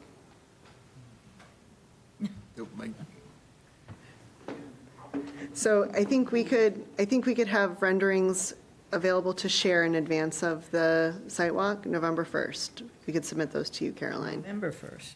Just to submit the renderings. And then if you would like to take a stroll the week of the 20th, which is the week of Thanksgiving, that gives you 2 weeks with renderings prior to the site walk. But you're not saying now that you're bringing in that set of plans for our November meeting, are you? Or are you? No, I don't think so. Okay. Is So that the what you wanted to? November meeting would be the 15th. So if you submit drawings, they could take them on the walk. They can't really have any discussion outside of the boardroom. So would you guys want to do the walk and then come back on the 15th, or nobody wants to come back on the 15th for I feedback? apologize, perhaps somebody else, I'm not here. Oh, That's the sorry, week I'm not I here. thought, I was counting Wednesdays, I wasn't looking at weeks. Okay, gotcha. We can come back in December. We were just trying to do a site walk in between. We're not going to be ready for an application submission between now and November. We make it December? Well, I guess it depends when you guys want to do this site walk. As we get closer to snow, I like to get them done sooner rather than later, just for temperature and chance of getting delayed. Thanksgiving week is hard. I mean, we have to notify this and the butters have to be able to come too, so I'd hate to do it the day before. Maybe the week right after Thanksgiving? When is that? I potentially won't be here, but I could go towards the end of the week if you wanted to do like the 29th. I could do that. No, Thanksgiving's the 23rd, I think. Thanksgiving is the 23rd, is that what you're saying? I was looking at the wrong month. 29th, 29th is 30th? okay with me. I'm the only. In the morning? Actually, hold on, let me count Wednesdays again, because that's how my life works. I guess, were you planning on coming back in December? At the So our December goal would meeting? be, right now,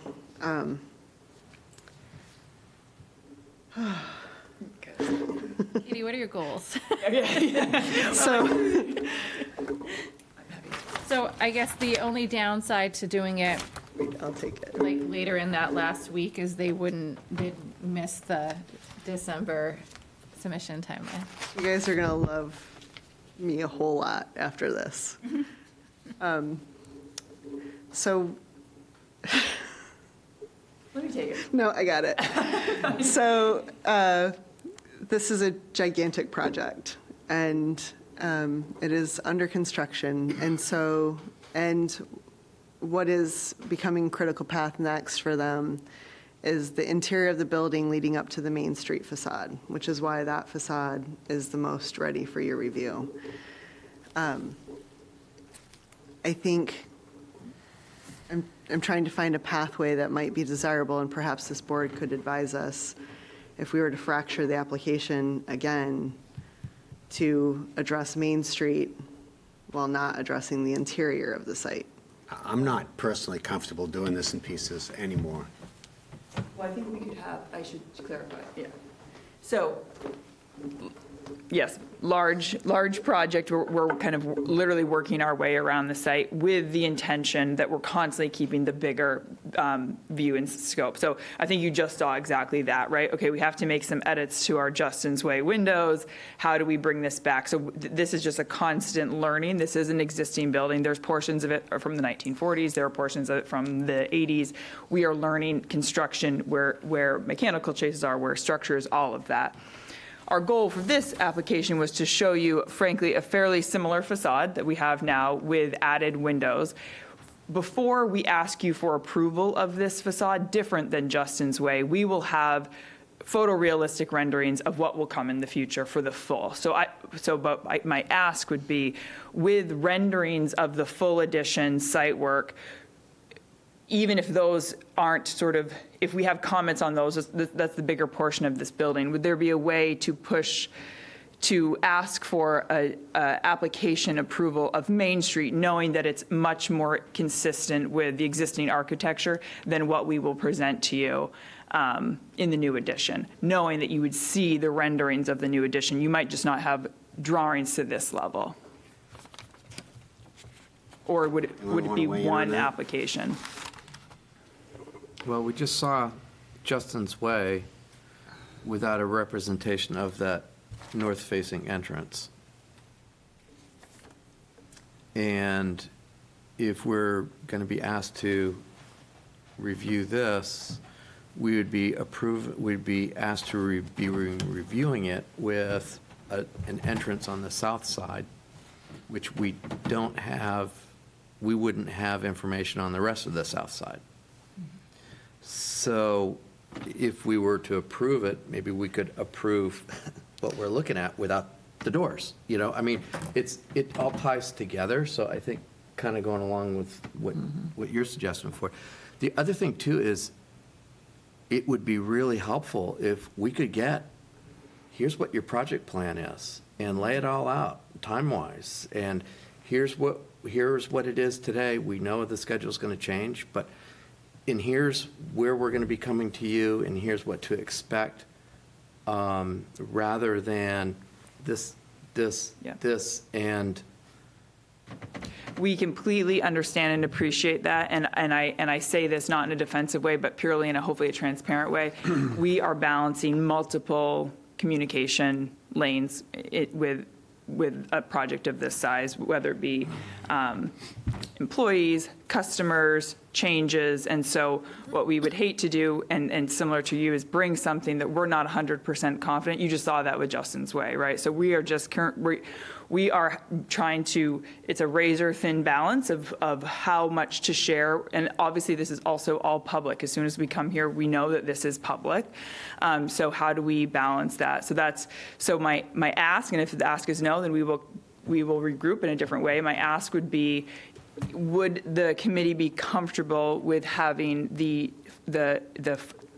building's broken up in forms, right? You have your Justin's Way, then you have your two-story like massing form on Main Street, and then you have kind of additions along that. In true Yankee style, we have sort of added as we've gone and grown. So my ask would be, this form on Main Street, the two-story structure, could, with the renderings of the full project scope, the exterior, the site, would you be comfortable in the coming months to approve, or to look at, I should say, not necessarily ask for approval, but to look at a Main Street facade application with only conceptual renderings of the rest of the project? And when I say conceptual renderings, those would be like photorealistic architectural renderings. But frankly, we're working on pricing and all of that still. So I think at any point, anybody can come in and make application to you, and it doesn't have to be an entire building. I like some of the comments you guys made, like it was hard to look at a portion of Justin's Way facade tonight and not missing the corner, but also knowing you couldn't commit to that corner, so the board can't consider the whole thing.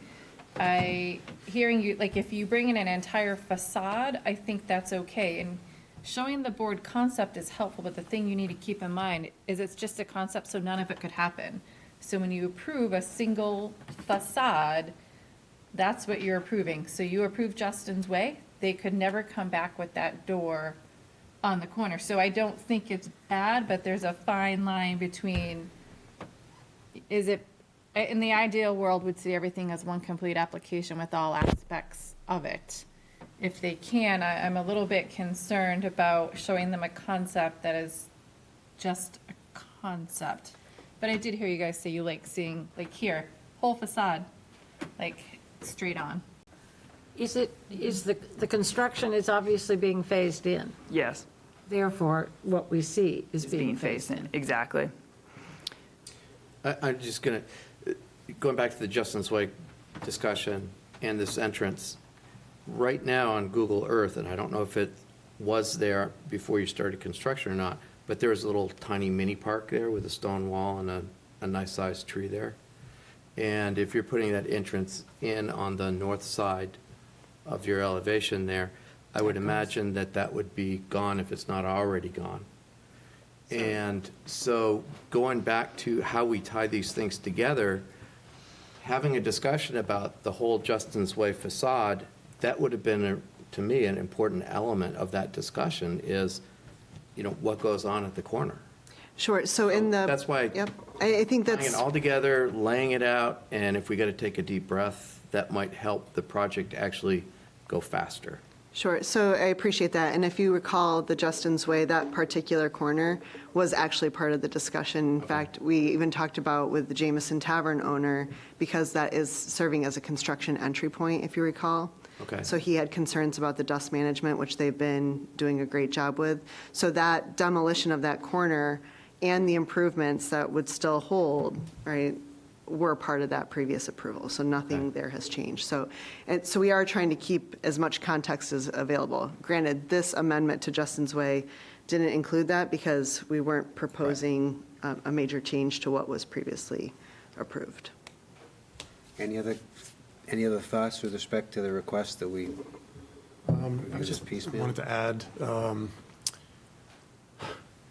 do I put this? I think it makes, to me, it makes some sense to have things move in pieces because of the way that your process is going. But I would challenge you in regard to this, if it does come in ahead of other things, that you be really mindful of what the material palette is with this relative to what comes next for where the demolition will occur, and that, you know, it's going to be a whole new look, right? Because the south side of this then intersects where that whole new look occurs about where the moose are now, and how does it all tie together in a way that makes sense when it's all done. And you've got multiple errors and all that, and the vocabulary of material use is evolved, and I don't know if that some of that evolution comes into play with the aesthetic of the new edition, and if that influences this at all, that's the challenge. But I think the way that you've added windows and the entrance on the north side, and it's kind of essentially a flow through, really animates this face in a way that will definitely improve the tangibility of it on Main Street and the pedestrian look and feel. And on the north side over here, where there was really a dead space before, having people move through there, I think will actually be an improvement. I have a thought also, totally different. The application process that we're doing, or will be doing, if this comes in for conceptual site plan, which is kind of what you're going to be preparing for us, this is like. That's what you have a conceptual site plan here. You have no standard for it, so. Right.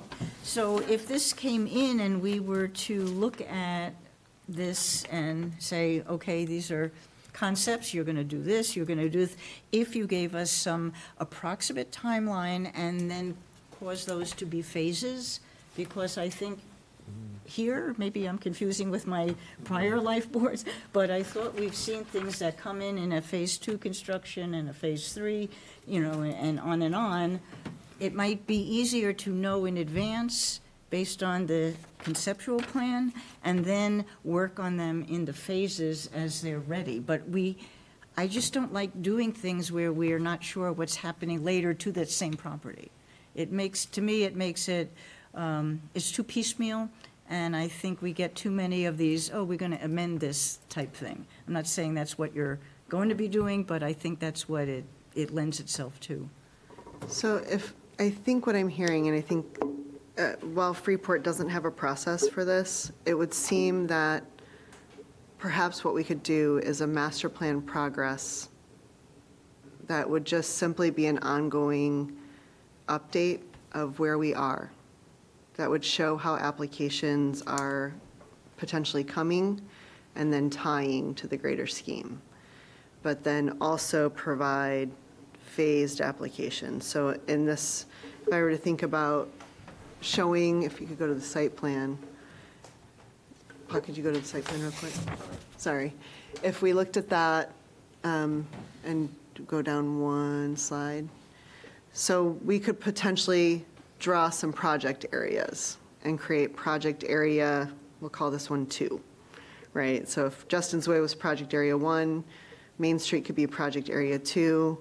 The facade that connects Main Street to the building renovation could be project. So this could, sorry, let me take my handy dandy mic.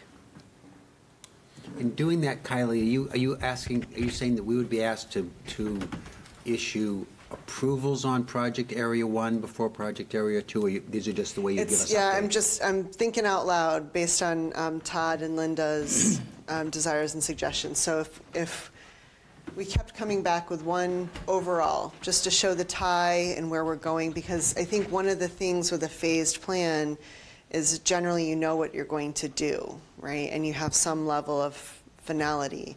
We don't have that on the overall campus, so it's very tough for me to phase it. But what we could do is create project areas within the building which have much shorter and much shorter timeframes, much greater finality as they're progressing. And so calling this area a project 2 area while showing it within the master plan for context, but also bringing it in as its own application would do both things. The thing Caroline's suggesting of the context of the facade, I think, Jason, that's what you were describing, but also tying to showing how it will connect with the materials for the ongoing phase development. So if this were project area 1, this is project area 2, this could be project area 3, this could be project area 4, and this being project area 5, it would sequence the work. We could show the timeline to construction as we're approaching it, but deal with each one as a small project area so that there's more oversight by you, certainly more meetings with us, but maybe a much more open dialogue and communication so that you would be seeing us probably every month, at least for a master plan update. But tonight, we're being asked, short of a site walk, to prove everything we see there, the building. No, we're not asking for any approvals tonight. Nope, tonight was just an introduction. Hey, this is what we're thinking. Do you guys want to go on a site walk? Yeah, no. This is just, we just wanted to show you where we're going with some of the things that we have. Your approach makes great sense. Master plan constantly being updated, but you're updating us on the fly too, so we're not left and getting surprised by elements along the way. That makes sense to me. But also, what I was conceiving of is that your master plan is not just generalized, but actual, this is your master plan. It's the work that you need the permits for that would come in as phases. And I thought you said you're not sure what you're doing with the rest of the stuff. That's a true statement. So generally, phased construction, you have some finality. The risk here is that we would be entering and sharing with you as things are evolving. This is an enormous project, and things are ever changing as they're discovering within the building, estimating costs are coming in and we're reworking certain things. And so I can't give you a level of finality here, right? And I know we're still working on these areas, but I think we're coming to that finality, which is why I think just you'd be riding shotgun with us as we are evolving the master plan for information purposes, but keeping the projects contained to single project areas so that you have that level of review, but also the same knowledge we have as we're sharing it with you. But not issuing permits. Correct, just for the project They areas. can't come in tomorrow with a full concept for this whole building. They've told us they don't have it done, but they're happy to come in and kind of give you a timeline or tell you how they're going to break it down or what they're doing next. Looking at this in the Main Street facade, I mean, the Main Street facade is very important, I think, to both LLB and the town of Freeport. The one thing I like about the Main Street facade for the purposes of breaking it up is there's no room to do many site features. So I think it's a little more, I think there'll be a big conversation, but they really can't change much as far as Right of way is the footprint. facade of the building. Yeah, so that is a little easy. Like when you turn the corner, there's going to be a lot of interest in how the left and the right and the boot all Right. fit together. Well, number 2, Main Street. Yes. I hate to ask this. Do you know if there are any structural obstacles to your doing the windows you brought to us? Yeah, we do know that. So. Can you go to the, I'm thinking of Justin's Way. Yeah. Yeah.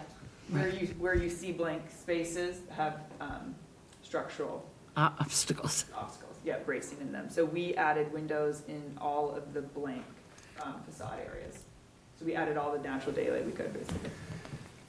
And so to that end, I would just, I'll be concerned about doing it facade by facade if it means that, like, for example, if you present us this Main Street facade and you ask us to commit to the facade on the south elevation facing section without us having any reasonable understanding of what comes in those separate sections, that will be unpalatable for us, because we're like going to commit to one side without being able to see the full balance. I think that's where the master plan, the continuous master plan component will aid in all of our discussions. The It word gives- continuous is the operative problem to me.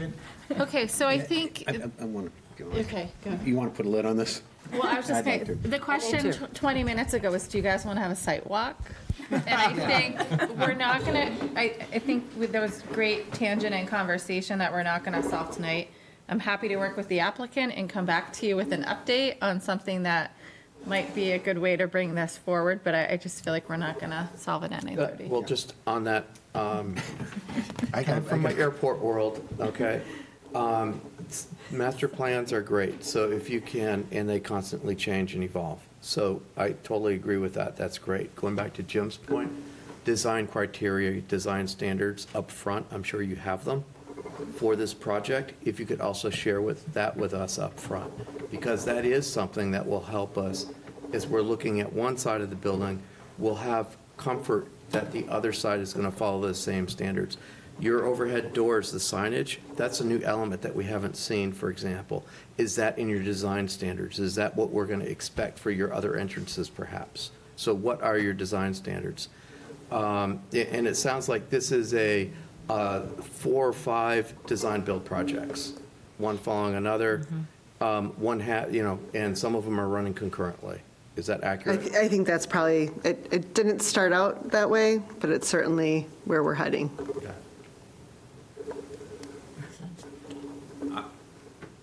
Go ahead. I'm not comfortable repeating the Justin's Way episode. Correct. Is there anything else we want to talk about before we? Okay. And we've got a target for a site walk? No, I don't feel like you guys got there on a date. What was wrong with the Wednesday, the 29th in the morning? Are you not, knowing what we've just voiced, do you feel like you can be ready for a site walk and show us meaningful information on as soon as the 29th? And not 29th of November? Yeah. Oh, yeah, absolutely. We're talking the whole campus sidewalk. So again, yeah, it will all be the sketch plan level. It will be the conceptual renderings. It's just the understanding the importance of how could we, if we are doing that and also submitting an application for the Main Street, perhaps that would help move us forward. Does the 29th of November work? I'm all for it. Let's do it. Morning? Before Yeah, the morning. meeting? Oh. 10 o'clock in the morning, okay? I love 10 o'clock in the morning. Sorry. Wednesday has complications potentially. Is it a Wednesday? 8 o'clock, okay? 8 would be No, better. 8 o'clock. I'm challenged at 8 o'clock, but you guys can go without me if Eight's I'm me. unable to get here. What about if we start a little bit later? I could do 8:30. Okay, What about 8:30? Great. 30. Is that okay with you folks? Before our Yeah, meeting? yeah, 8:30, 8 o'clock, 7:30, 6:30, I'm all yours. 30. Great. It won't be dark. Okay, so site walk, November 29th at 8:30. 28th, 29th? 29th, Wednesday, November 29th at 8:30 a.m. I will have to send out public notification prior to that meeting, so I'll coordinate with the applicant, but we do need to notify everyone within 200 or 500 feet. Okay. Anything else? Really, you want, this one where I'm good. Want to go to the next one? I know you're loving it. All right, thank you. So this is, we don't need any action tonight. This is truly just to start the clock from an information sharing purpose and for the 4-month time period for the 1940s structure design review certificate. So just to give you the, you've seen the site and the building and some of the things we're planning to do. This shows you the level of impact, the structure areas that will be removed between the 2.5 floors, right? 3 floors. So you can see that internal impact. You can also see the proposed footprint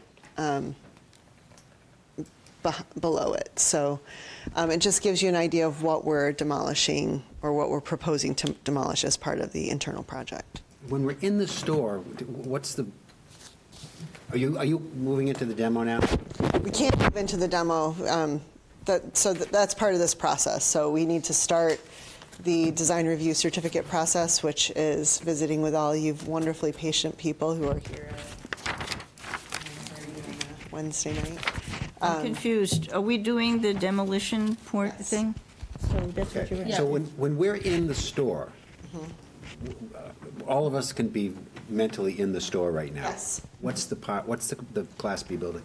So consider the camping store, so the camping area. I'm going to miss some of it, but so if this is, Cut it and take it. you want to take it? Yeah, so Camping right this area is from the 1940s. It represents a 3-story structure. The bottom, and that's the only 3-story structure in our building. The bottom area is camping and travel. If you go up, it's the employee and operations area, which it's not customer facing, but that's what gets you those kind of half ramps and half stairs, if you've ever noticed. And then the 3rd level would be the kids department. So that is the building, along with a slightly newer addition that wasn't from the 1940s, which is right here, which we call the camping atrium, and that has tents in it. And this is going to be adjacent to what will be the entrance on the south side of. Essentially, what we're doing is this 3-story structure would become demolished, would be demolished, and then we would build back an addition, a 2-story addition in its same footprint, but similar footprint, reduced footprint, and tie back to the existing floors. So when we talk about improving accessibility, currently our store is like 7 different levels. This would bring it to 2, a 2nd, a 1st, and then that ground floor on Main Street. I think just to orient you a little bit, so if this is the limit of the waterfall area, this is that staircase up to the upper plaza. Currently, you go in this area right here, the final charge is right here, right? So just to put that as that upper plaza on Main Street. This is, essentially where Moore Street is currently, again, the camping area. This would be the boot currently. This is the main entrance, just to give you that context. So it's the area between the main entrance currently and the entrance that you might experience on that upper plaza elevated from Main Street. So this starts at 4 months running, you've given public notice. Correct. After we have comments, I want to see if anyone from the public has any comments. Any comments from us? The water feature is noted in the lower right. Correct. That little, Correct. And you said that's decommissioned. Were you to proceed with the facade on Main Street, would we need to approve this demolition plan in full? Or how does that scheduling-wise work out? we do not need the demolition for the Main Street component. You don't need to get the water feature out? So, no, the water feature wall will remain while we work on the site plan approval for that area. When this comes back to us after your 4-month time, then we get to discuss what is part of the demolition, what is around it, how to protect it, all those things that would have to do with changing a structure, right? That's what our job would be They next. just can't do the demo until the 4 months pass. Right, and so we won't come back in 4 months. Hopefully, we're back much sooner. It's just that they cannot begin demolition until that 4-month period has begun. We get the next shot at this section. Oh, yeah. You would need to table this tonight, and they wouldn't come back to you till the 4 months have passed. But there's a whole bunch of other things they want to talk about in the meantime. Are there any? Not tonight. Not tonight. Any members of the public have any questions or comments about this?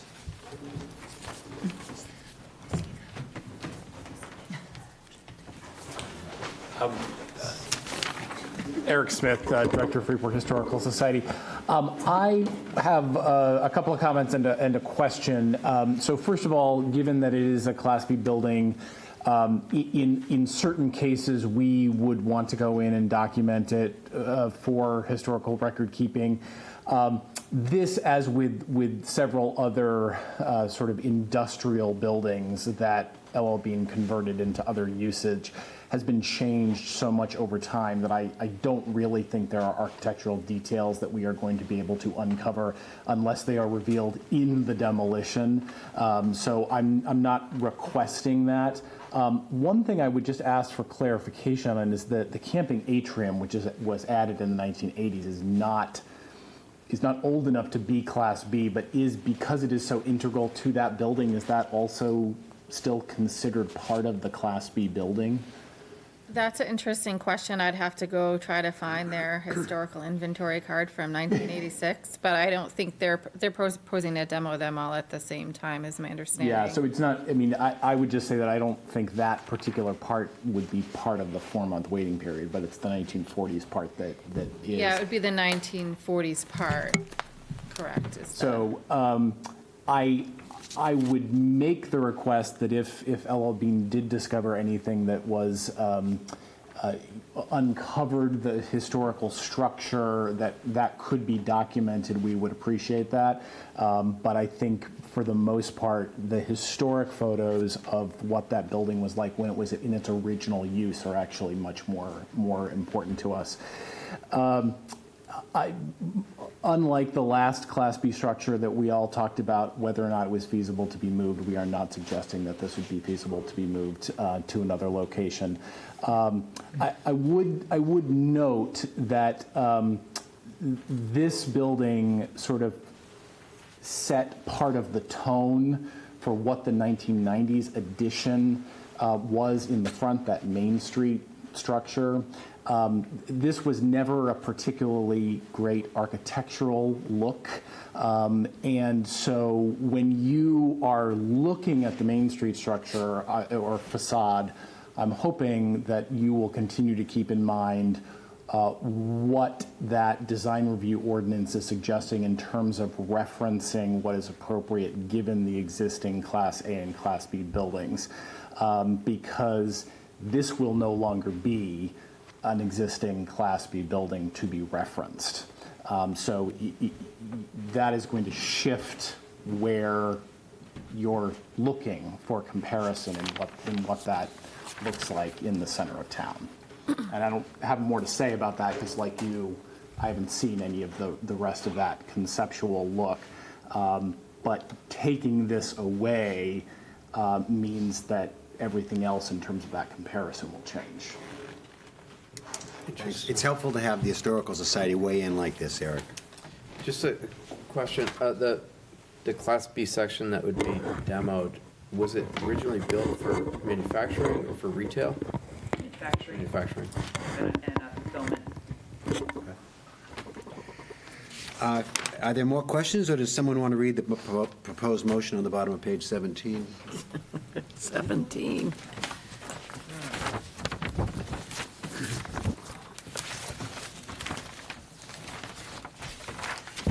I'll read it. It's short. It's short. Lucky you. Although Jim's been pretty quiet. I want to skip the... I propose, be it ordered that the Freeport Project Review Board table the review of an application filed by LL to demolish a Class B building at 95 Main Street, tax assessor map 11, lot 64 ETC, until the requirements of section 8.A.2 of the design review ordinance for the 4-month notice period for demolition of a Class A and/or Class B building have been met. I'll second that. Any discussion? Is there a motion? I mean, is there, all in favor? It's late. It's unanimous, Sharon. Thank you. Yep. Thank you. Night. Just before you get onto your, because I know you want to move on to another one, Eric mentions a good point that maybe needs to get passed back to our planning board, is if we are losing Class B reference points, baselines, that how do we adjust our ordinances accordingly? There will be less of them.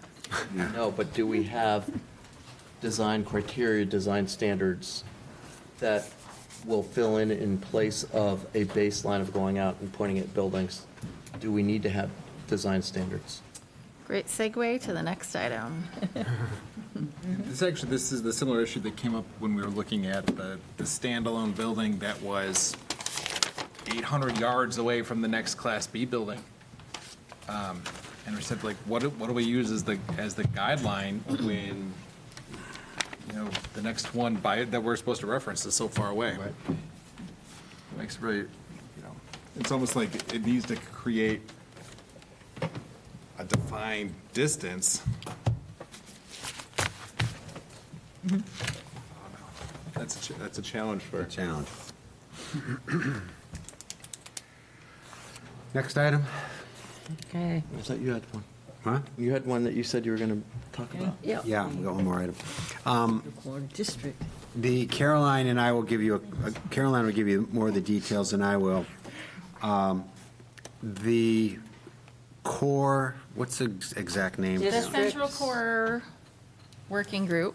It is made up of representative from, I think, the council chair, chair of the planning board, chair of the project review board, Historical Society, FEDC, someone from the housing interest. Linda is on there for the social. Racial equity. And we have a private developer. And this group is meeting weekly, and we're trying to make changes first on the design review ordinance that can bring in some internal consistencies, make it a little more efficient, try to maintain the teeth that it had, but it may be in a smaller geographic area. And we met, did we meet every Wednesday at 12:30 to 2? And we met today and have, I think, about 20 changes that are, I think we would all be in support of. You all have got copies of them, and can you elaborate on that a little bit? Yeah, so I think I'll just do the easy one first. Or let me just back up. So this group has come to a consensus that this is a draft to bring forward. So they wrap this up today. The next step is to do final read-through, have the town attorney look at it to give us some high-level feedback, and then the planning board will be having a public hearing on it and be notifying everyone in the district and abutting per their policy to have a public discussion before they make a recommendation to the council. So the first thing that they talked about was looking at the design review district and kind of reevaluating the boundaries. What should be in, what should be out, could we shorten it? Part of that took into account a historical inventory update that we did circa 2019. With the project review board at the time kind of made a form. We hired a historian to go out and document the buildings from the exterior and determine if they felt they were still contributing to the historical and architectural significance of downtown, or if they'd been so far modified that they weren't. So they did, I think, about 120 buildings. 110 of them still came back as contributing in some way to the downtown. So I think I sent you potentially a map of this. Today what happened is the group revisited that. And so their first recommendation is to consider shrinking the district boundaries. So design review would maintain intact, starting up a little past Kendall Lane, but it would stop at the railroad tracks. Like once you get to the railroad bridge, so everything south of the railroad bridge would no longer be in design review. Questions? Railroad bridge. It's kind of across like- from the new LLB. Right, like right after. Yeah, Right. right after that. When you double go L up Street entrance. Yep. the uphill to the Right. bridge, that's Yep. where it's ended. So everything south of that on Main Street would get cut out. Everything north of there, even if it's down over the tracks off of this part of Main Street, would stay in. So just kind of taken off the tail there. It was really done a little bit more, in my understanding, because we thought some of the additional housing in the middle that we're keeping in right now needs a little more public input, and maybe people agree or not agree, but it would cause further discussion, and we wanted to move something a little bit faster. Yeah, they want to try to move something forward.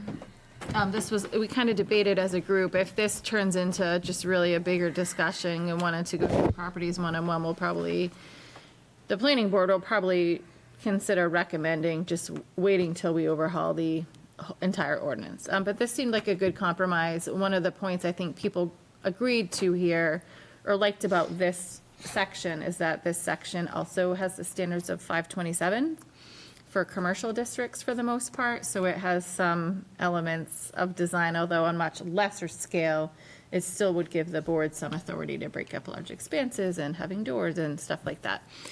So then we get to the main ordinance, and I had sent you this, I won't bore you with all the wordsmithing, but there's been a lot of little wordsmithing, and we've kind of, the committee's gone, or working groups kind of gone run and had different versions, and we had a version that started to talk about materials and roof overhangs and all these other things, but we said, okay, like, too much in the weeds. We're gonna pay somebody to update all the design features. So this has been scaled back. So cleaning up the definitions is kind of a big part of it, just kind of reworking like the category 1 and 2, it just depends on the size. It's kind of hidden in the fee structure of the ordinance. It makes no sense. So just kind of moving that to the front. Kind of some cleanup to historical significance, material change.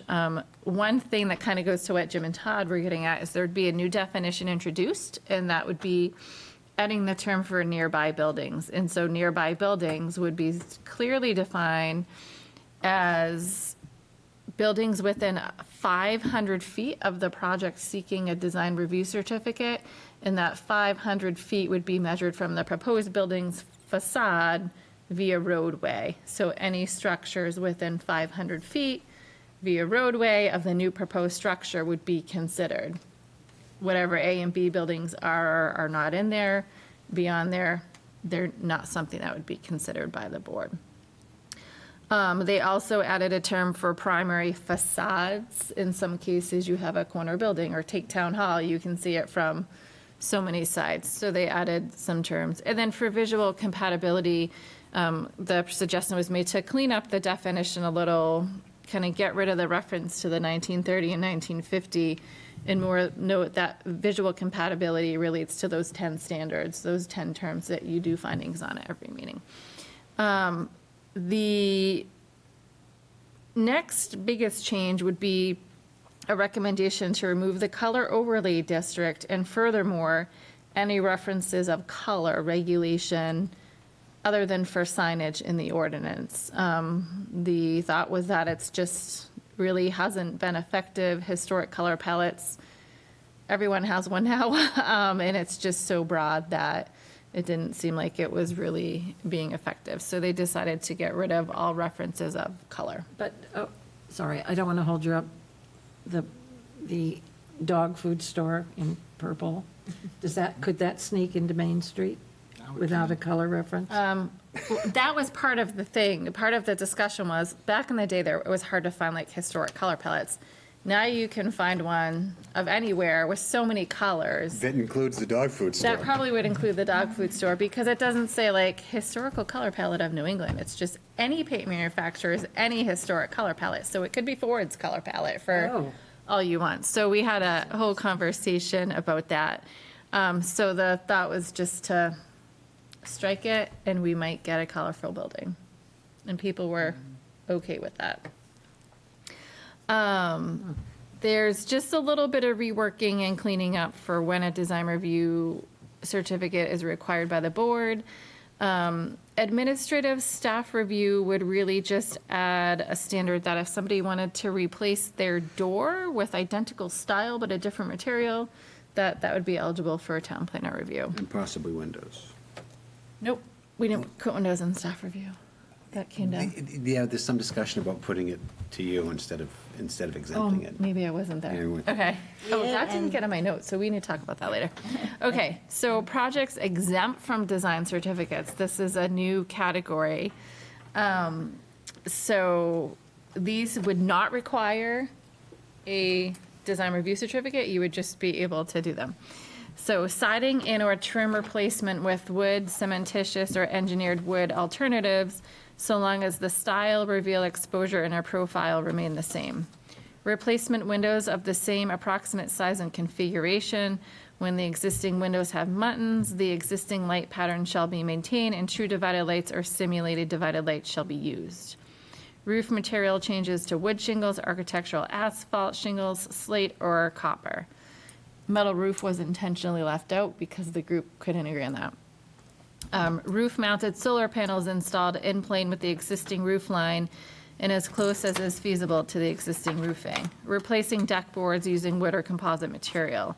Handrail balusters or balustrades on existing exterior decks and or existing exterior stairs constructed to meet applicable building codes and made of wood or composite material. Ramps, balustrades, and handrails built to ADA specifications to meet accessibility codes. Door hardware, mailboxes, and house numbers. Fences less than 5 feet in height and constructed of wood. Let me just say, so you all have copies of this. Wordsmithing is still going on. and 24 hours.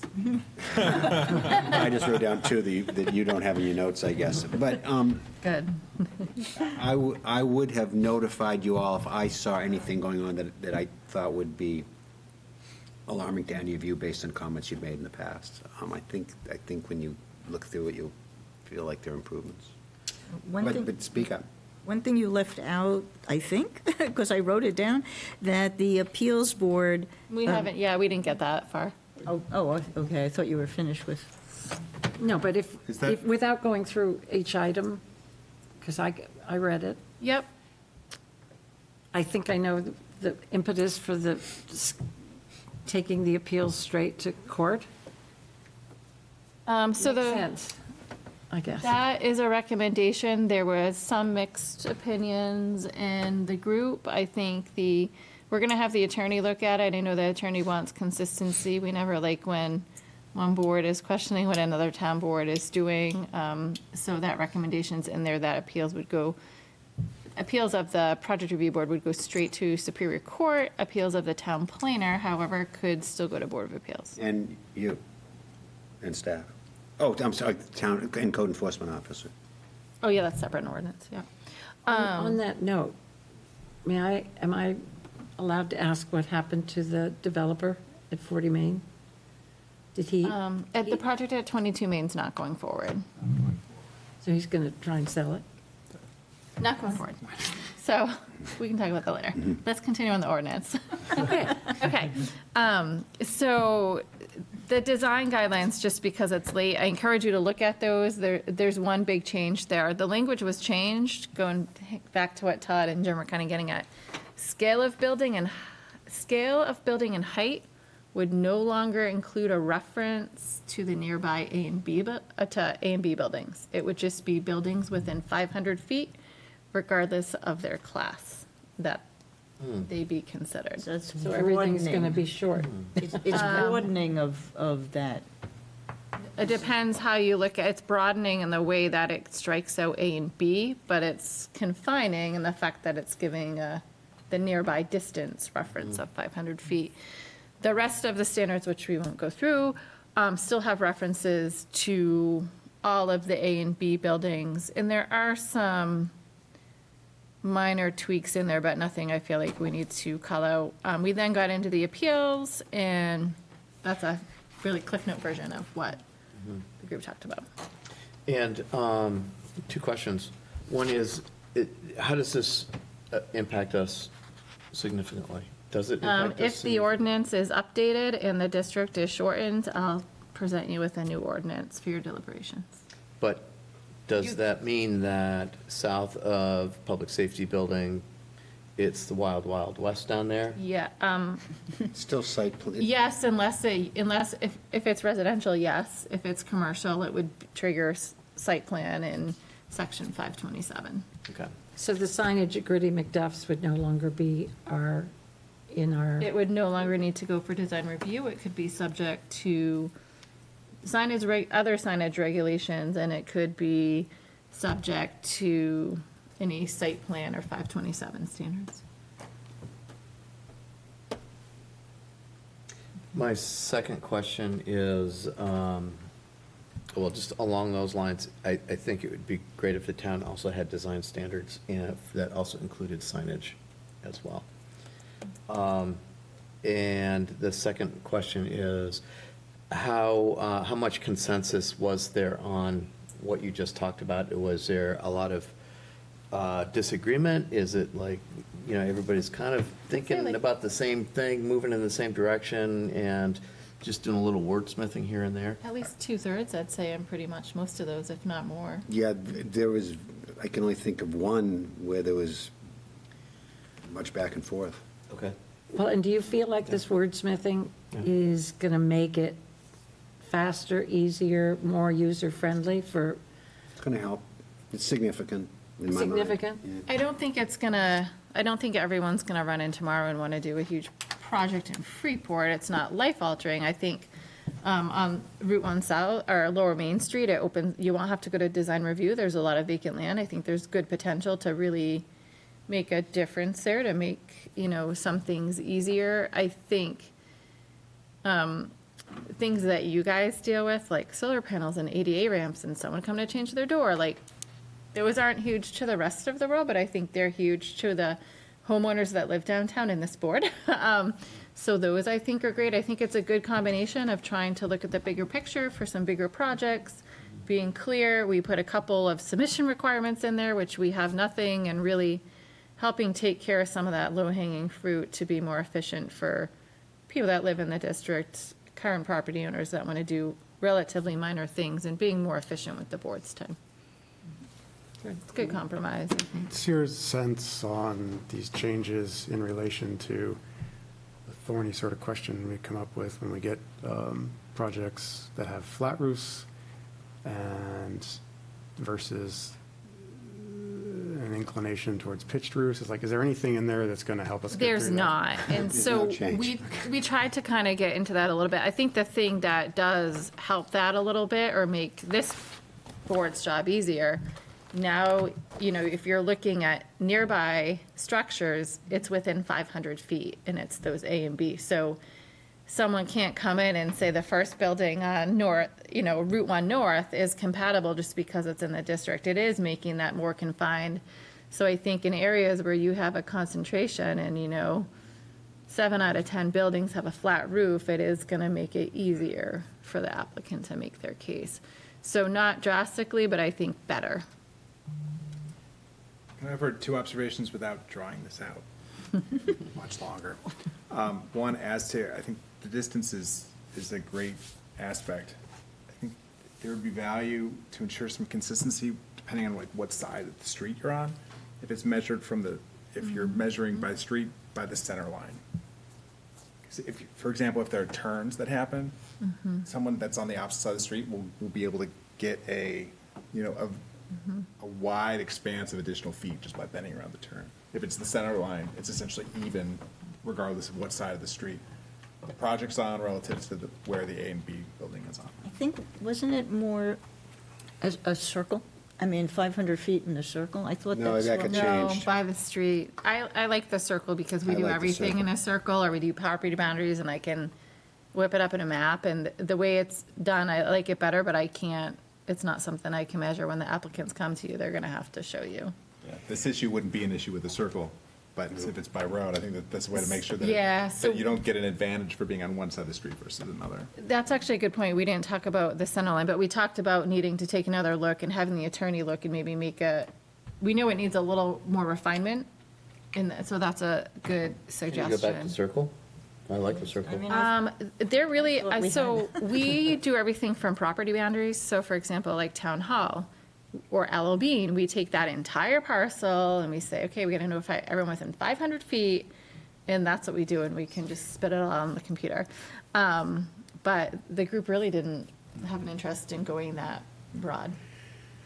No, because it was kind of consistent with line of sight, what's within view. Yeah, it did start with line of sight, and then that got a little debatable, so we just took it out. You had another one? The second one is that I think I previously expressed this to you, Ford. I strongly support the change to the appeals board review.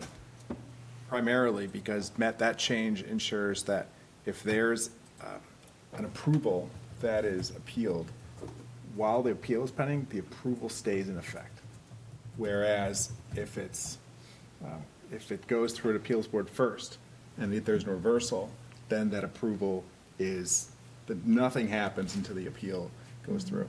So I think in terms of making it easier for developers to be able to move forward and deal with unanticipated or maybe unnecessary kind of challenges, I think there's a significant advantage. So like if you guys granted an approval and it went to court, which everyone complains about how long it takes to go to court, but if the court took less than 2 years, they could win court and still have a valid approval.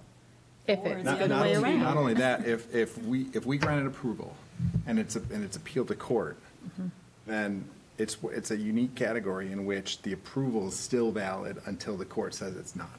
So they could build or They do could build, whatever and they if build at their own wanted to. risk. Right. But they can make that choice based on the strength of Yeah.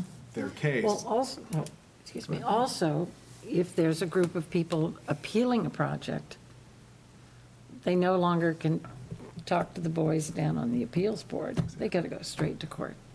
So it's a higher mountain for them, knowing that they've got to get their ducks in a row. And that's been one of the things people don't like about it, is that, when it came up with the planning board for site plan, some people like that it's easier for people that don't agree to be able to have an appeal option, because not everyone can afford to hire an attorney and go to court Right. and wait the time. So always a lot of different opinions. I will admit that that was one of the no votes, mine, that I felt that there should be the appeals board with modified rules and more delineated where they have to go with it. I think it's important, but not the way it's written right now. We'll keep you updates and invite you to participate in the planning board process if you'd like, as that approaches. Anything else? Good job. Well, before we entertain a motion to adjourn, I have an update on project review board members in the news. Jim, I saw in the Maine Bar Association bulletin, was named an outstanding young attorney for exemplifying the ideals of increasing access to justice and contribution to the public good. So no one ever says anything good about lawyers. That's true. From one to another. Oh, is there a motion to adjourn? Is there a motion to adjourn? Yes. Second? All in favor, yes. All right. Got that, Sharon? Thank you, everybody. Thank you. Thank you. Oh. Night, Eric. Caroline, the link that I gave to Ford and copied to, I know your name. That's That's okay, I don't judge. Good night. I'll Thank go you. for anything but not Carol. Ford, are you leaving this for me? Sorry, Carol. You're not sitting next to me.